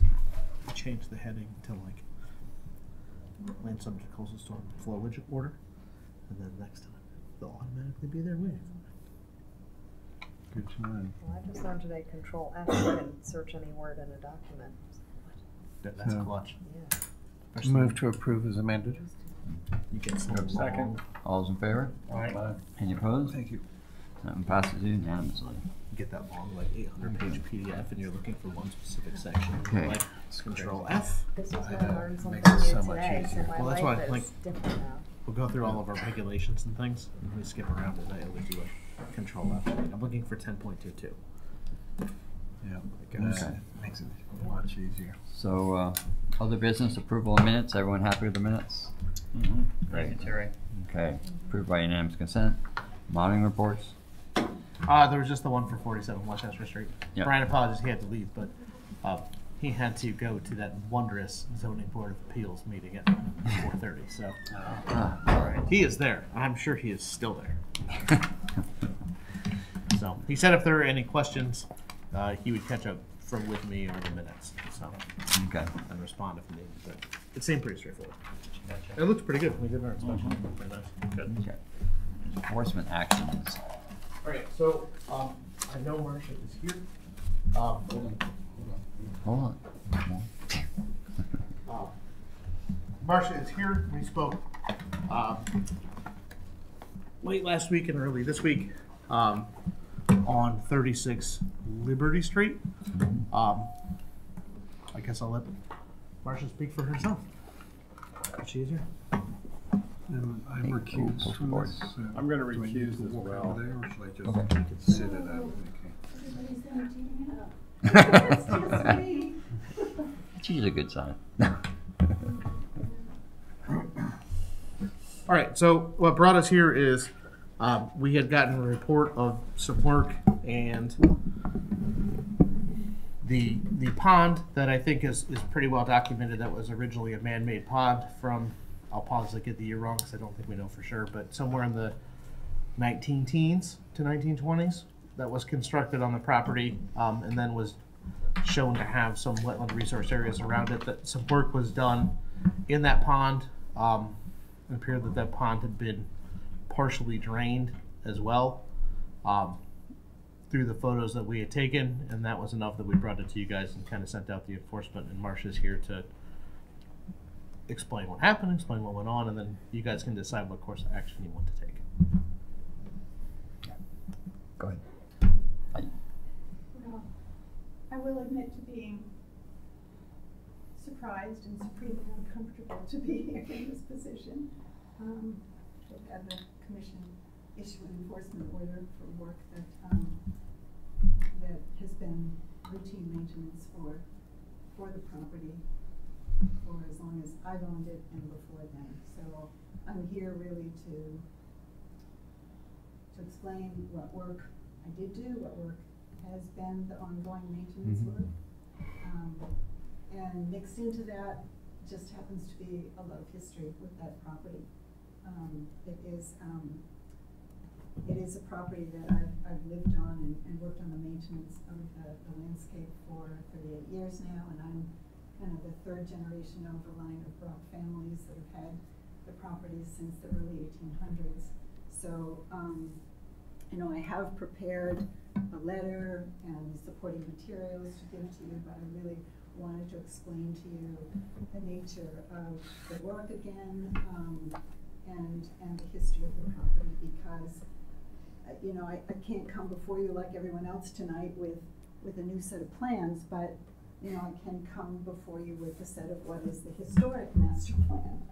And this took about 12 different scans of a very fragile piece of drawing that was hand done around 1910, so Jeff is correct, by 1915 this was fully installed. So to orient you, this is Liberty Street. This is the existing house that's over 200 years old. And this is, and I know legal definitions are really important in this work. This is a water feature, man-made. The entire landscape is a man-made landscape from installed in place by 1915, and it's been maintained routinely since then. And so this being, the upper portion is the north, the lower portion, and the south side is where it's all been, again, I didn't do it, it's done a long time ago, but it's completely regraded into terracing. It's all lawn. In the package that I've got for you, I've got a handwritten plant list of everything that was planted. And, you know, my job has been relentless and painstaking, laborious stewarding of the property. And it's a lot of mowing. The pond, the water feature, is primarily, and you'll see it on the plant list, water lilies. That's what the vegetation is in there. And within 2 to 3 years, it completely clogs. It completely, you don't even see the water anymore. And routinely, as I say, for these generations, it's been hand dug. There's no chemicals, and there's no fertilizers, nothing used back here. It's all natural. But of course, the landscape is completely man-made and historic. And so, by the end of August, mid-August of every year, this water feature dries out.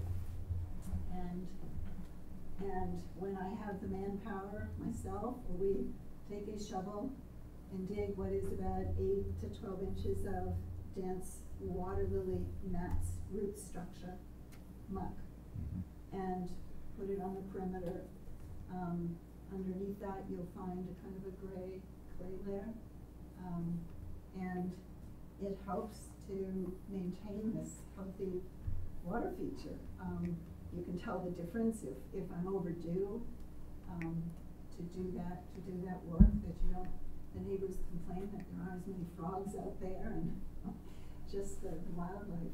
This particular year on a bank on the south, where it was a bit of a higher ground, there were about 7 to 9 deer that lived back in this whole area, and that bank had been collapsing under their weight, so a lot of the muck went to try to rebuild that bank. But anyway, I just really wanted to present to you that it is maintenance that has been ongoing, that I had really no idea that I was doing something that was in some violation, and nothing was removed. It's placed on the perimeter, and the work, as soon as I understood there was an enforcement order, the work stopped. The pond has a lot of rainwater that's nearly full, but I really had just begun to go around the perimeter to do that work. I did not drain the pond. I had a sump pump out there for about, a puddle that was down, just so that I could lift some of the mud more and it would dry out a little bit more, but nothing was drained. The pond dried out, and there's certainly people here that can attest to its drying out. I'm sorry, I didn't understand that. I would have taken a before picture, but as I say, it happens every August that it dries out. It is not a naturally occurring pond out in a wilderness landscape or a wild landscape. So there was no other vegetation removed, and that is the work that was done. So in the information that I wanted to have on the record submitted is a letter explaining what I've stated. There is also a copy of this, what I call the historic master plan.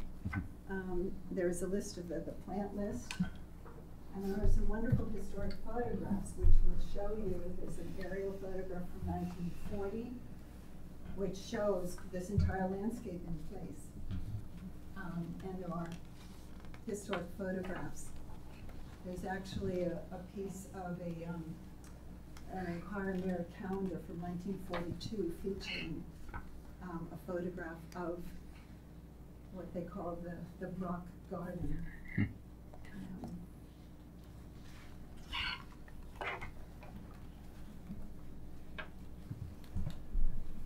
Could I have a copy, Marcia, even though Yes. I'm recused I from know, this I'm as your sorry. neighbor? No, that's It's quite all just right, kind but of- It's definitely, Yeah. beyond anything else, it's just interesting history.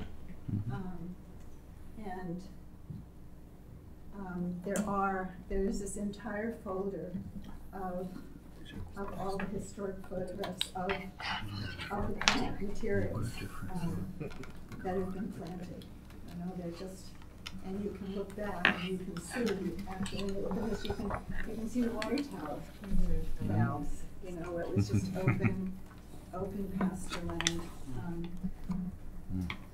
So there's quite a history, and as I say, I'm sorry to have to appear before you. It is what I consider one of my foremost jobs, is to steward this property properly, and what I would like to think are the best practices management, and what is appropriate.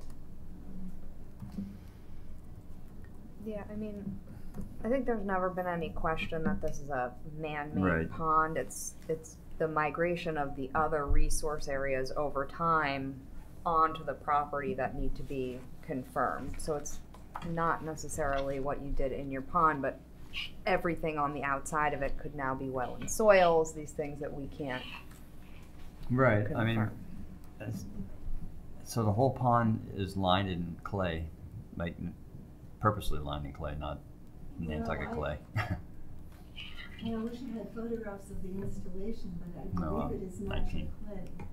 I don't believe it was imported.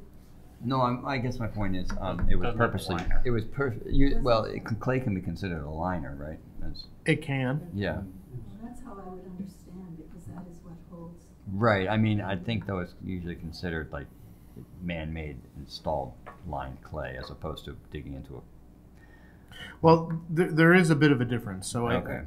I think what you're trying to get to, Andy, is you can have an installed clay situation where you are importing or working, I guess, what could be existing clays into the shape that you're looking to do, and then essentially not plant it and leave it, without vegetation and things, with the purpose of holding water. I mean, it's something that you see, like how they occasionally construct, water features on golf courses or private properties where there's not a plastic, or you can see sometimes rubber liners for smaller things.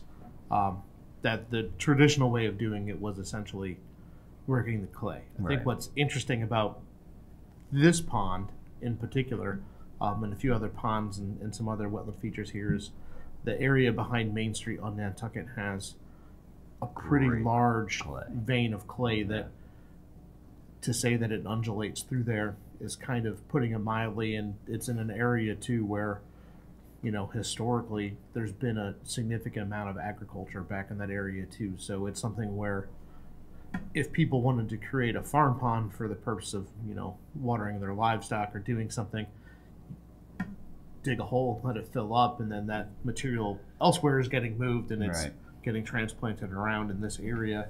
And the photos show, which is actually very cool, that is an area that at one point was primarily open field lands and pastures and those kinds of things. So it's a very interrupted natural vein of clay. So I don't doubt that they didn't have to bring any material in. My guess is a lot of times how these ponds happen where they were having puddling in areas and decided they want to feature, and it was an area that was easy to dig in and work into, and it made sense aesthetically. Is usually how some of these very old water features came to be. Was an area that made sense and it looked nice, and it's minimal amount of work for the maximum result, and that's kind of how you end up with a lot of these. So that I don't know. I think the question that Ashley was getting to a little bit is an idea of, when you have this over time, how does that affect what's going on around it? And I think what we saw with information that we were given is that hydric soils have started to form in and around this pond, and given the nature of what's to the north and the I guess would be kind of the forested wetland area, and then to the west, which is another wetland area, that are those areas essentially trying to connect over time. And now the new wetland, I won't say new wetland, but the newly approved wetland through the commission to the northeast, if this pond is spread out over time and those wetlands are kind of going this way, if they're starting to meet in the middle and creating resource areas as they migrate and saturate soils and retain groundwater better, and set up those conditions necessary to create hydric soils. I think that's part of the question for what's happening, and then also, you know, coming up with a plan and knowing what they do is helpful, and you know, enabling them to know what's required if work's going to be done, you know, what kind of permitting and things that are there. So I think we're in a little bit of that, a little bit of fact finding, I'd say. Right. We're kind of finishing that off. It's not as simple. It's not like, hey, you mowed down a bunch of vegetation, we need to fix it, or you did those things. It's a little more complicated. Right. I mean, even the pond might not have even caused. I mean, it could have been the landscaping back then done in night. You created a bowl with all the, well, your ancestors created a bowl. This effect around here with the raised perimeter around it, you probably, in some respect, may have. Well, that's only on one side. That's only on the higher elevation. Yeah, I'm saying it could have diverted water to that area, and over time caused that whole area to become a wetland. From the higher, you know what I'm saying? Well, I think we can all agree that the pond is intentional, right? Right, But and the unintended consequence of having a pond on your property Right, means and that may you not just then be- connect into the naturally occurring wetland, and then the resource area ends up including your pond, and the buffer zone ends up spreading out from there into parts of your yard where it's, you know, it's like we were talking about earlier, that on a project, you know, you're gonna create a depression in your yard. Just make sure that you're fully aware that eventually that could become resource area. And so this pond now that existed as a landscape feature now has been in existence for long enough that it's married to the natural system and has probably become part of it. Is that apt? Yes. Yeah. That was very well done. Right. So, I mean, I think moving forward, because you obviously want to continue to maintain this feature, I think we need to know where these resource area boundaries lie to actually make a plan, which will require things like doing soil tests and things on your property to confirm resource area boundaries. Yeah, in one way I understand and hear what you're saying, but in another, the implications I definitely don't understand in terms of maintenance of this and how it's perceived as affecting bordering land.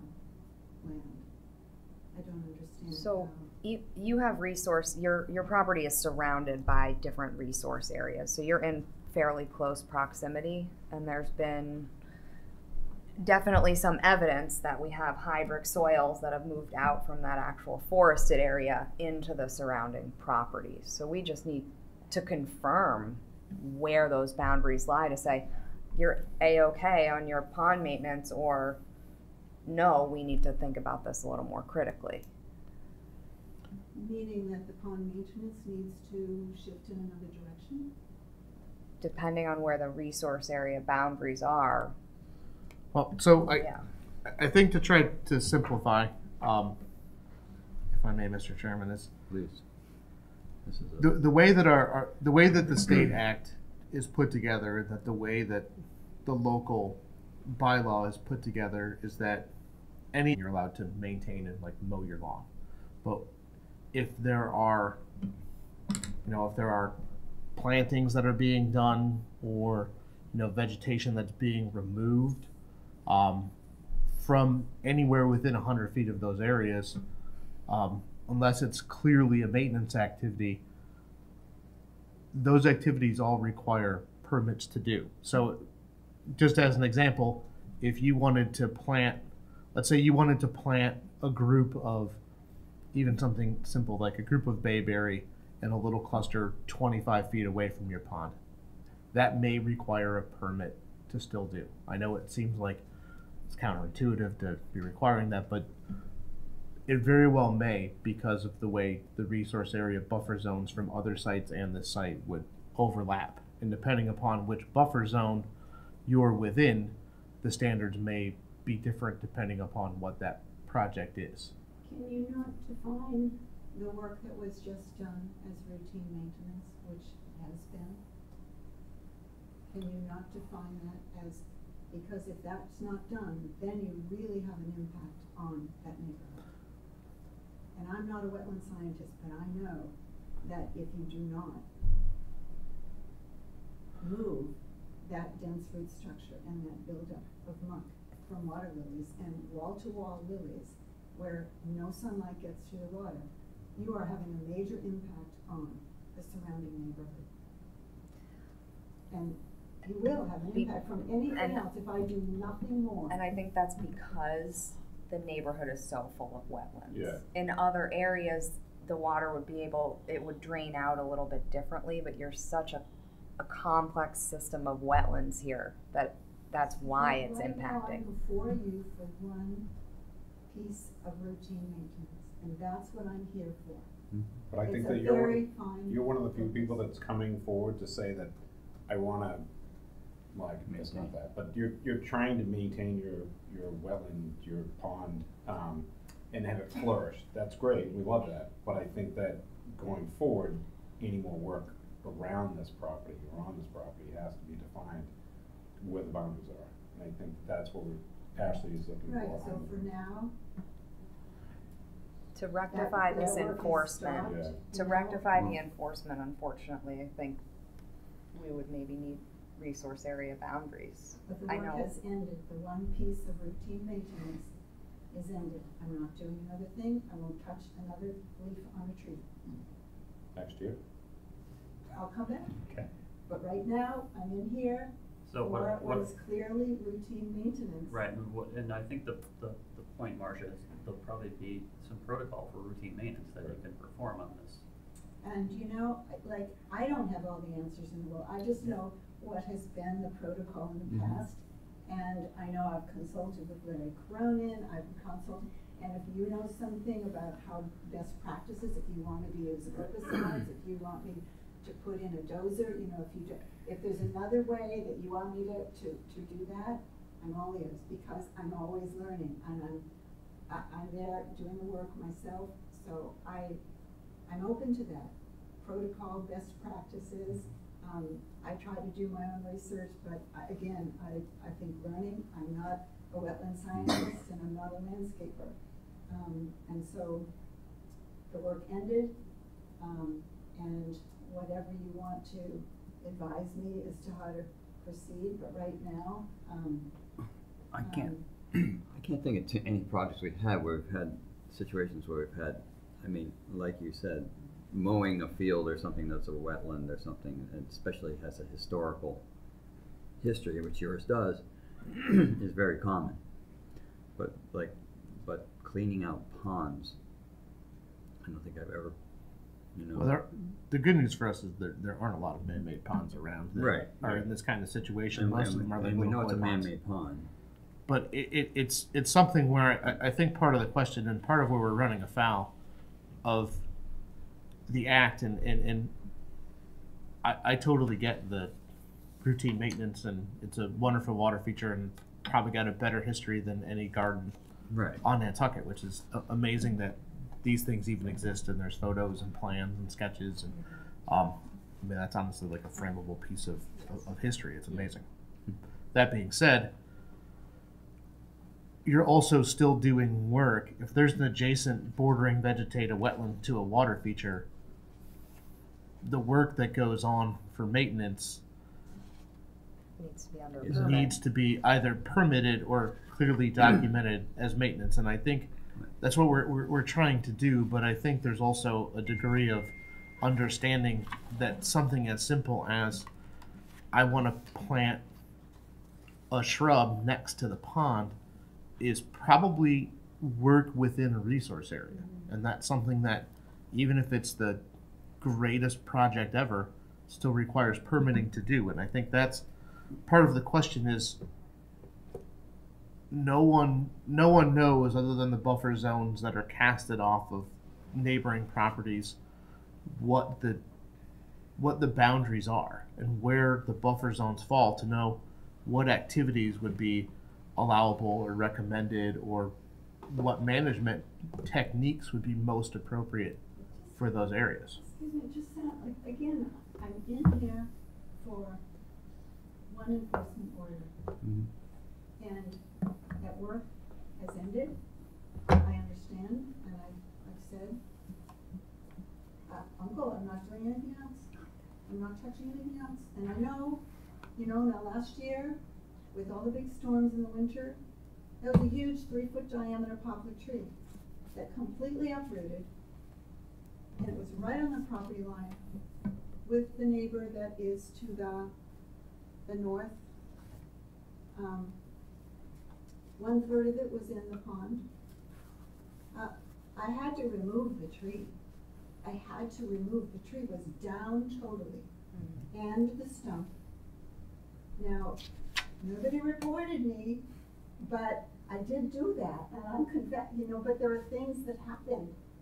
There are 2 other arborvitaes in the same storm.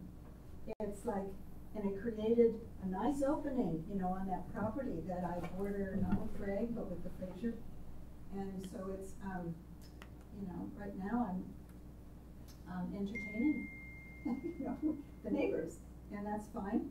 It's a beautiful property for everyone to see. Yeah, I mean, I think especially given that you're literally not going to be able to do anything in your backyard without getting reported at this point by the neighbor. No, and that is a permissible activity. But anything else is going to be very, very difficult, I would assume. Yeah. And if we had an RDA, we had these resource areas confirmed. Well, I mean, and that's part of the complication. And when information is filed with the commission for any property that shows a wetland line and hydric soils and hydric vegetation, even if it doesn't go through the RDA process, that's something for us that we use to determine the presence or absence of resource areas, whether they've gone through a complete hearing process or not.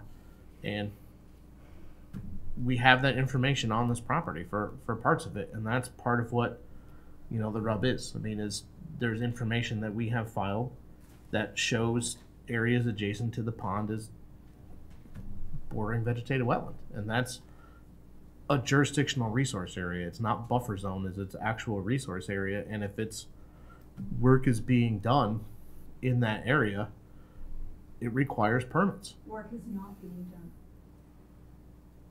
Well, I understand that routine maintenance on the water feature is being done, but from an outside perspective looking in, seeing things like sump pumps and vegetation and people digging in a area that would technically be within the undisturbed buffer zone to a wetland is something that on any property we typically consider to be work until shown otherwise.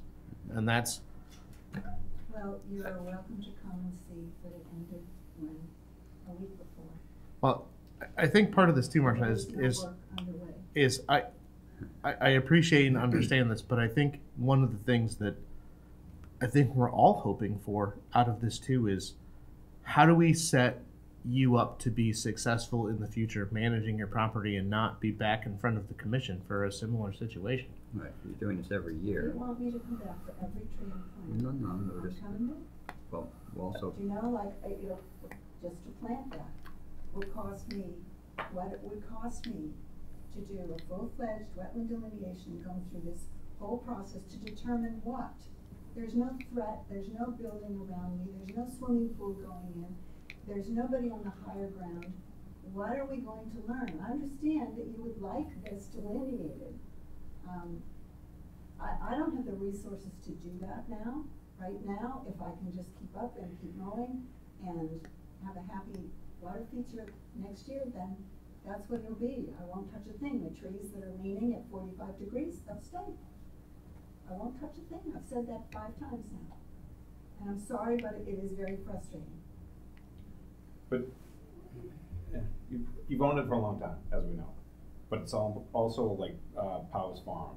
They came in last year because work that they had been doing for many years now falls under this jurisdiction. So they have to fall under the same rules and regulations.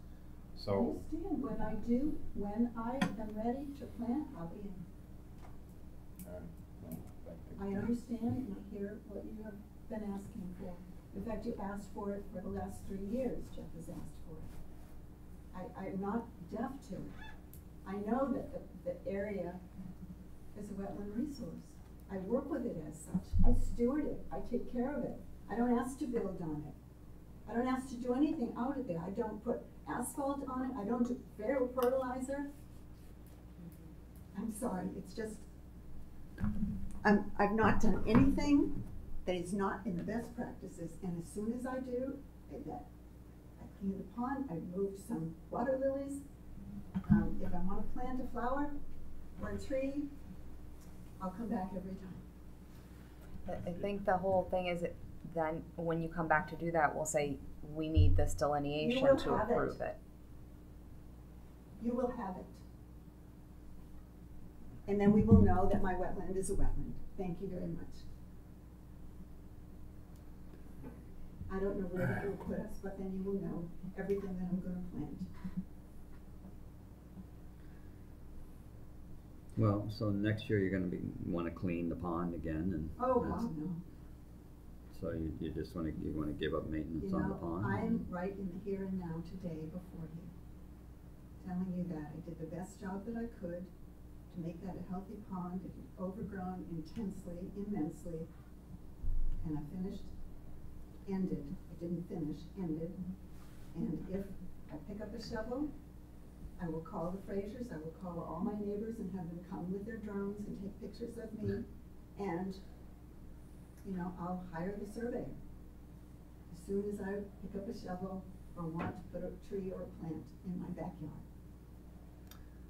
I mean, these are regulations, these are state regulations. This isn't something that we're just coming up with here to frustrate you. We apologize if it's frustrating you, but it is the regulations by which we, you know, make our decisions. It's just. You know, I see, I mean, I walk. We're not doing it vindictively. I see many gardens, I see many places where they're planting flowers and trees, and I say, wow, they're not only within 100 feet, but they're in it. Yeah. Like, wow, they can plant what they want to plant. And I know fair is fair, but I'm up on the radar, I'm up on the drones, I know I've been covered, and that's a huge violation, just to have drones fly over your property for days. But that's what they've been doing, so I hear you, and I know it's the wetland, I abide by the laws, and I did not have any understanding ever that I was creating an act that was in violation of the law. We have always gone out and cleared out some water lilies. And so I had no, and I apologize for all the concern. Well, we just would like to make it work for everybody. We're not trying here to, you know, penalize somebody or anything. We're one of the better boards in that respect. We really are. We're not sitting out there like collecting fines left and right. In fact, we're pretty negligent about that. So we're really just trying to make it work out for everybody here. We're not purposely doing this to make people's lives difficult. Who else is this going to work out for?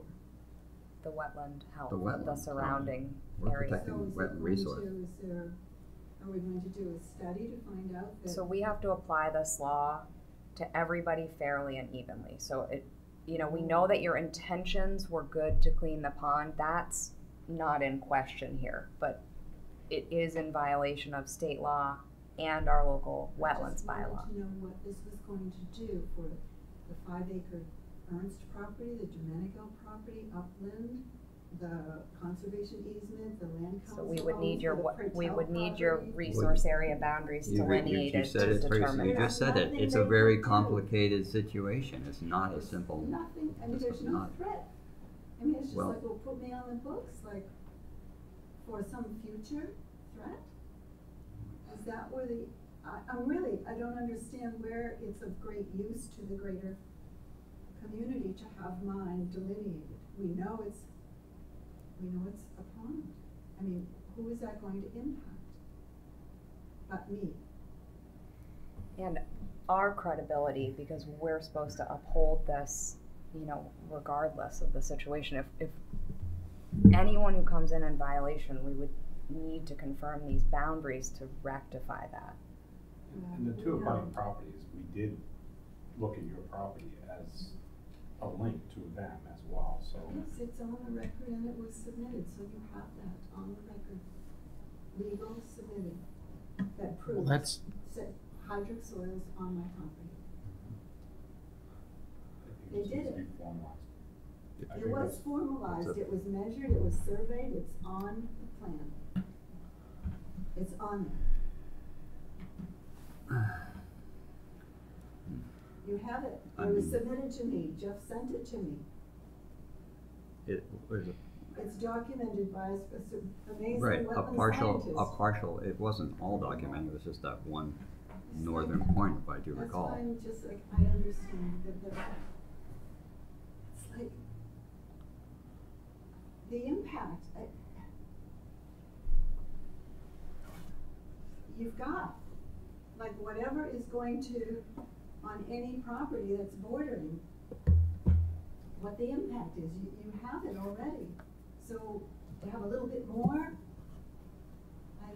I understand, and so I hear Well, you, and the state and local regulations require delineations to be in their entirety to make sure that the commission can know and recognize any linkages between resource areas or how they connect and work together as a holistic system and not piece by piece. And that's what gets tough with these things is, I mean, I think this board more than anyone understands the implications of having a wetland resource area on your property or on an abutting property or on anyone's property. I mean, we sit here and go through dozens. I mean, last year alone, we heard 109 notices of intent for work to be done within 100 feet of just notices of intent. And not all of those are vegetated wetlands, but it's something where wetlands and wetland resource areas are common on Nantucket. I mean, it's, I would say probably per square foot, we probably have more wetlands than just about any other county in the state. And it's something where those rules apply to the same person, the same whether you're on Main Street in Sconset or Main Street here. And it's something where the commission is only fueled by the information being complete and correct. And that's what we're trying to get at. So we know to say, Marcia, we think your stewardship is excellent. Let's look at this and set up a plan so you don't have to come back. So you can come in once and be done and you understand what you can and cannot do. Do you know because you've seen me come before you for the last 3 years, talking about the neighborhood. If you were to be now saying to me, Jeff, in this holistic approach, which I would encourage, I would support that tremendously. I have not heard anybody talk about the holistic synergy of what is happening in our neighborhood because of multiple new foundations. We went before to try to come up with what was the linkage on the conduit on the Fraser property? What was the conduit on the Pratel property? What was the connection to Lily Pond? What are the old trenches coming up from Main Street and Lowell Place down? Is somebody studying and doing the holistic study to remedy what is happening with the wetland? Is somebody studying and understanding why the Frasers have 4 feet of water in their basement? Why there are hydric soils? I don't hear anybody saying, yes, we're going to take this information, Marcia, and we're going to see if we can get the overflow connected to it as it once was in the Pratel property or over in the other conduit. We're going to see what we can do to get that conduit connected to the storm sewer that goes to Lily Pond. Or we're going to restore Lily Pond so that it'll be a pond again. Or like, it's a whole neighborhood of interactions, whether it's the clay, undulations, whether it's the veins, whether it's this isolated pond or that one, or whatever that vegetation is, or all the invasive species that I'm fighting back. But I don't hear that. If you were to say that, I'd go and I'd take the loan out to try to do whatever wetland delineation that would help everybody in the neighborhood. Because what I do understand is when my pond is clear of 12 inches of root structure mud, it, because it's clay bottom, it holds more water. And you know, that will help the Frasers. That will help Jody next door. It'll help a lot of people in the neighborhood because it will do what it was originally, what it was doing. It'll function. And I'm really on to that. But I don't hear, all I hear is, you know, and again, I'm saying because I know it's not only frustrating, I know that I'm, you know, argumentative because it's really difficult for me, but again, I'm not gonna do a thing. I've heard you, it's ended. I understand that you want a full-fledged wetland delineation the next time that I want to do something, and I will do that. Yeah, I mean, we're a regulatory body, so we can't conduct studies with the information. Right. That would be contacting the land council, the surrounding landowners, and say, all right, we're gonna pool our funds together, we're gonna study this, we're gonna put a plan together. But one of the, you know, missing pieces in this neighborhood, unfortunately, is your property. It's like, what do you need more to know about it? What is it missing for? I don't get it. What else do you need to know? It can get pretty, there's a pond. It's neighboring, you know, some pray tell wetland, a piece there. It's like, where are we gonna go with that? Tell me, I'll take the reins and see if I can take it where it needs to go. I know that's not your job. I understand boards and regulations. So I'm not asking you to do that. But if it were part of something that somebody else is going to do a study, or gee, Marcia, maybe you could work with so-and-so because they're studying this. It's just an isolated piece of my property. Well, it's all public information, so anyone could take this information and conduct a study on it. But without that information as part of our public record, you know, you can't do it. So. I know it's been a long day for everybody. Thank you. Thank you for your time. Thanks, Marcia. Well. Yeah, I mean, we haven't Really. ratified the enforcement. Well, you can think about it. You can. Yeah. I mean, it's the enforcement that's in place, so you guys are a little bit of the driver's seat. I did ask in my letter that you consider what the work of shoveling and placing water lily structure to the side as routine maintenance and grandfathered. So that is in my letter, and that was my request. Or if you guys want to review the materials and then can revisit it again, Definitely. That's totally fine too. The best. Yeah, I'm gonna have to do a little. I mean, you don't have to take any action. Certainly can hold it over. Right. All right, let us take this home and get some thought. Sure. Regroup. Okay. Well, we're gonna work on it. We're gonna look at it. Well, why don't thoughts. you guys can review it, and then you can discuss it at your next meeting if you wish, and then we can send a letter, you can send whatever correspondence you want. You can call, you can ask for, can you make it to another time? All those options are available, but I think you guys should at least go through the materials and take a look. Exactly. And take tonight's discussion into account before you take any formal action. Right. What are your choices for formal action? Well, they're in the fines. Yeah. They're in the process of enforcement, so they can. They have the ability. Continues. Well, they can release. They can release the enforcement action. They can simply say, we are going to take a formal action to consider it resolved. So the process ends, or they can pursue other, punitive measures if they deem it necessary. But those are the kind of choices. But they have to. The end of it isn't simply we had a discussion and go. That commission's required through that process to, even if it's to say we are concluding this enforcement action and considering it closed for now and essentially releasing it. But that's something that they have to take action to do. We unfortunately don't have the ability just to say, okay, thank you, and it's done. They have to go through their process. So.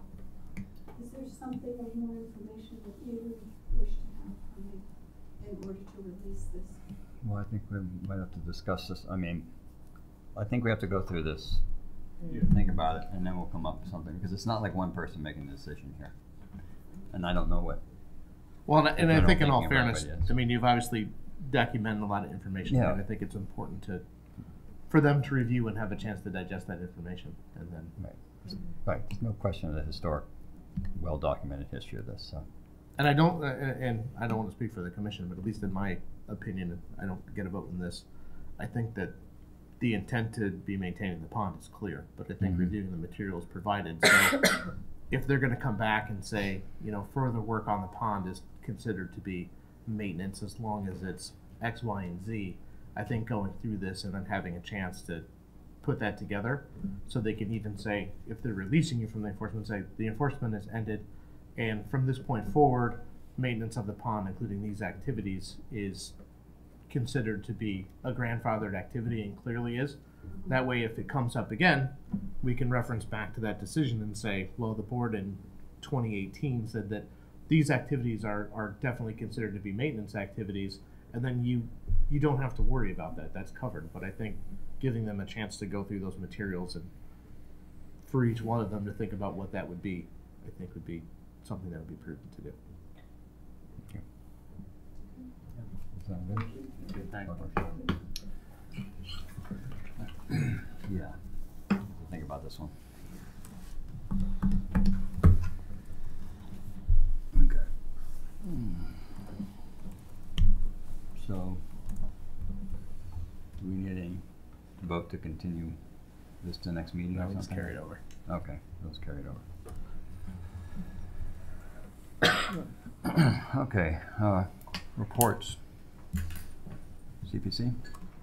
Meetings water for the first 3-hour presentation. Have fun with that. Yeah, sounds like a I feel like we great should get you a special chair for all the time you spent on chairs this week.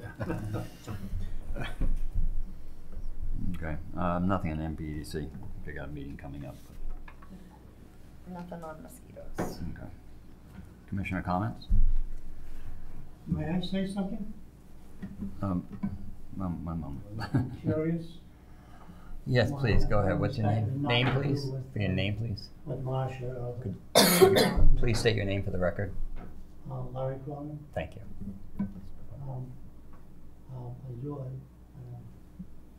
Bill on the island. I've been doing water features since the 70s. I'm mainly interested in invasive species. My only question here, I seem to be in some kind of an impasse. I've been going by that pond since the 70s. But lately, in the last 20 or 30 years, a lot of highly invasive water plants are coming onto the island with outside contractors, especially recently, 4 years ago, contractor came in and there's been some highly invasive plants. And I usually discover these plants. Can I go back onto that property and remove those invasive plants? Highly invasive. If they get into our natural If you get a ponds, permit, you can, but you need Yeah. a permit to get to invasive species, like all the rest of us have to get a permit. Yeah, if you're in a too. resource area Or buffer No. zone. or buffer zone. Well, if it's a man-made pond and it's not in a resource area, yes, you can go in there. With Is that what you're permission from saying? the property owner. Well, of course. Yeah. I usually identify them and then talk with the owner and let them know that they have an invasive, highly invasive species on But these have to be taken out immediately, because if they get into our native ponds, it's all over. Right.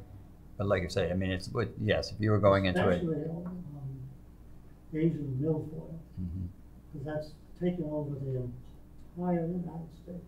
Right. If it gets on the island, it would be a disaster. No, I mean, only if you're going into like a man-made pond, no, obviously it's, but if you're going into a wetland, an actual wetland, to remove a plant, that's a permitted. But as you Because we have maybe best heard management. tonight, Yeah. sometimes they change from a man-made pond. Yeah. It can turn into a wetland feature. Sure. Like a lot of the ditches that people have dug have become wetlands and things, so you have to be a little careful. Yeah. For sure. I always say that the safest bet Yeah. is contact our office down at Bathing Beach Road, and we're always happy to come out and take a look, and set you up to make sure that you're not going to have issues, or if you need permits, which ones, and we'll help you through the process and get you through as quickly as we can. And if it's areas outside of jurisdiction, to say, hey, or sometimes we've even done projects where it's a, you need to talk to, make up a name, Kelly Ullman at the Conservation Foundation, who's had a lot of good luck managing this invasive species. She'd be a really good resource for you. And I know they're always willing to help. So we try to help and get people the information they need. But I would say that's always the best choice, is to make a quick call, and we can come out and take a look or answer it over the phone and get you started, hopefully. I mean, I agree, invasive species, especially water-based ones, if you can start, right when you find it is the best. But to get you going on it as quickly as possible. Yeah, For okay, sure. that's Yeah. what I wanted to hear. Definitely. For my own use. Especially if you run into Eurasian water milfoil. If you find that, please let us know immediately, because that stuff is a nightmare. I'm already fighting parrot feather in my common pond. Yep. Rather not fight milfoil and anywhere else too, because it's much nastier. Thank you. Thank you. Any commissioner comments? I keep Okay. forgetting. Okay. Just that, Marshall's case is unique, and Yeah. put a good thought into that. Yeah, Jeff, can you send out the pictures from the enforcement? Yeah, I'll send everything that I have to everybody. I Yeah, know we that would be great. issued out a bunch, and then I'll send a copy just to let everyone know when we send out any enforcement. Kind of our policies, I usually attach a cover letter that kind of summarizes what the enforcement was based upon, and then what resource areas are in question, the form that you guys sign, and then any of the photos that we kind of use at the meeting, and then I always send whatever documentation we use to establish the presence of resource area or buffer zone. And we do that for pretty much every enforcement, just so everyone gets that piece of information that's like, well, I don't have any wetlands. And you say, well, we think you do. So Wetlands don't stop at the property line. unfortunately, no. And it's something that, we hear on occasion at the office is, well, it's going to affect the properties that surround me. Well, unfortunately it does. And unfortunately it goes in all directions. And it's not like there's one wetland on Nantucket. Nantucket is, and I honestly mean it, I honestly believe that Nantucket has more resource area per square foot than any other county We have in the almost Commonwealth. every type of wetland on Nantucket. We do have every type of wetland on Nantucket with the exception of rivers. That's it. Thank God we don't have rivers, because river regulations are crazy. Well, Showtime. I'm just curious. Rivers are a whole different world of regulations, and I'm very glad we don't deal with them, You because don't the like regulations. riparian buffers? Riparian buffers, and then flood zone, river flood zone requirements, and bank requirements for rivers are like 8 resource areas in one, and they are bananas. Well, now I know where all the deer come from that eat my There's arborvitae. way more. There's way more than 8 living back there. Yeah. You're going to Marshall's for Okay. a drink and to your house for something. Yeah. Yeah. Okay. Ratted them out. I just had Staff report. Yeah, I had two quick things, and I just forgot the second one. First one, I have to do my official town government duty and remind everyone that next week is special town meeting. Of particular interest to this board, the special town meeting that's being held at special town meeting has an article that pertains to the use of coastal properties for erosion control structures. So The town property, isn't it? Town coastal property, or is it all? It's the use of town property for non-governmental erosion control devices requiring the authorization of town meeting, not just Board of Selectmen. So There's something like that going on? that is at the special town meeting at the special town meeting. Because there are 2 special town meetings happening at the same time. Oh, that's Wow, brilliant. but I'm gonna go.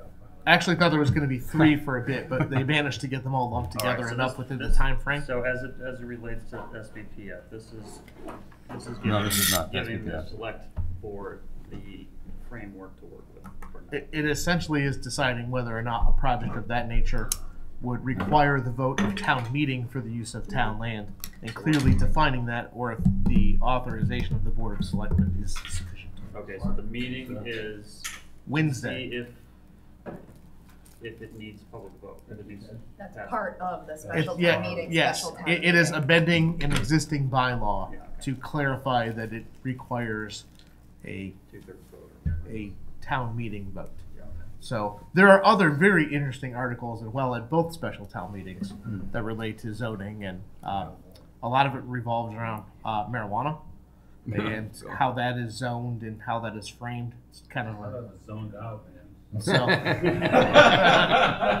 But I would definitely, I always encourage everyone to go. And I'll send it around. This actually relates to a filing we had earlier, and I didn't want to muddy the waters even worse, but I'll send it around because it's a case that I'm familiar with. I'll send around a piece of case law that relates to easement by necessity for landlocked parcels from Aquina. Essentially, there was a landlocked parcel that had a road that was being used over time, and the state Supreme Court ruled that if your parcel was landlocked and you couldn't have an easement by necessity, even on an ancient way. You had to negotiate that easement with the private property owner because it wasn't a legal easement. It's really interesting because it got. Nantucket, that is Well, it was on Martha's Vineyard, but it's an interesting case because the land court ruled with that decision originally was overturned by state appellate court, and then the state Supreme Court overturned the appellate court back to the original land court decision. So it was a really it's an interesting piece, and it's even made muddier by the fact that it's the local Native American tribe who have generally a more interesting set of rights and abilities to do it, and they were overturned to be denied that access across a piece of private land by necessity through an easement. It is a way bigger case than what we talked about tonight, but considering in the last 3 meetings we've relocated 2 driveways, 2 paths, and a roadway in easements and things, it's an interesting piece of reading. Yeah, please forward it. Yeah, that's cool. And the site that I pulled it from originally is from Harvard School of Law. Did a little 1-page summary on it, which is nice. But then there's also a link to the full text. But it's fascinating, the arguments that went through it. And if you track it back through land court and then appellate court to kind of read everything that went through and how in the land court was like, oh, it's clear as day you don't. And then the appellate court was, hold on a second. And the appellate court split 2-1 to overturn the decision too. So they were split. And then the Supreme Court had a bit of a split decision to flip it back to the land court. But it's a big deal because, not to talk about other places on Nantucket, it has a very big implication for places like the 3 homes on Smith's Point that don't have a legal access to their property outside of crossing some private property, and they don't have an easement. And technically, if that private property owner decided that they didn't want them crossing their property anymore, need a helipad. they'd say, enjoy your boat ride, have a great Enjoy a time. helicopter. Or you can, pay us some exorbitant fee for an easement to get across there. So it's, you could. I mean, well, that's the thing is they make it very clear that those easements are to be negotiated amongst the private parties and not through the court. So it's very interesting. So Speaking at Smith's Point, yes. what's happened about the enforcement? With Charlie? Last year The or? one with all the big vehicles. Yes. So we referred that, and the state environmental police officer started with that, and then Mark picked that back up after Keith left. And I know Mark has been out there a number of times and has been working with his colonel on what action they will be wishing to take, because they've had a continuing issue with recreational vehicles out there.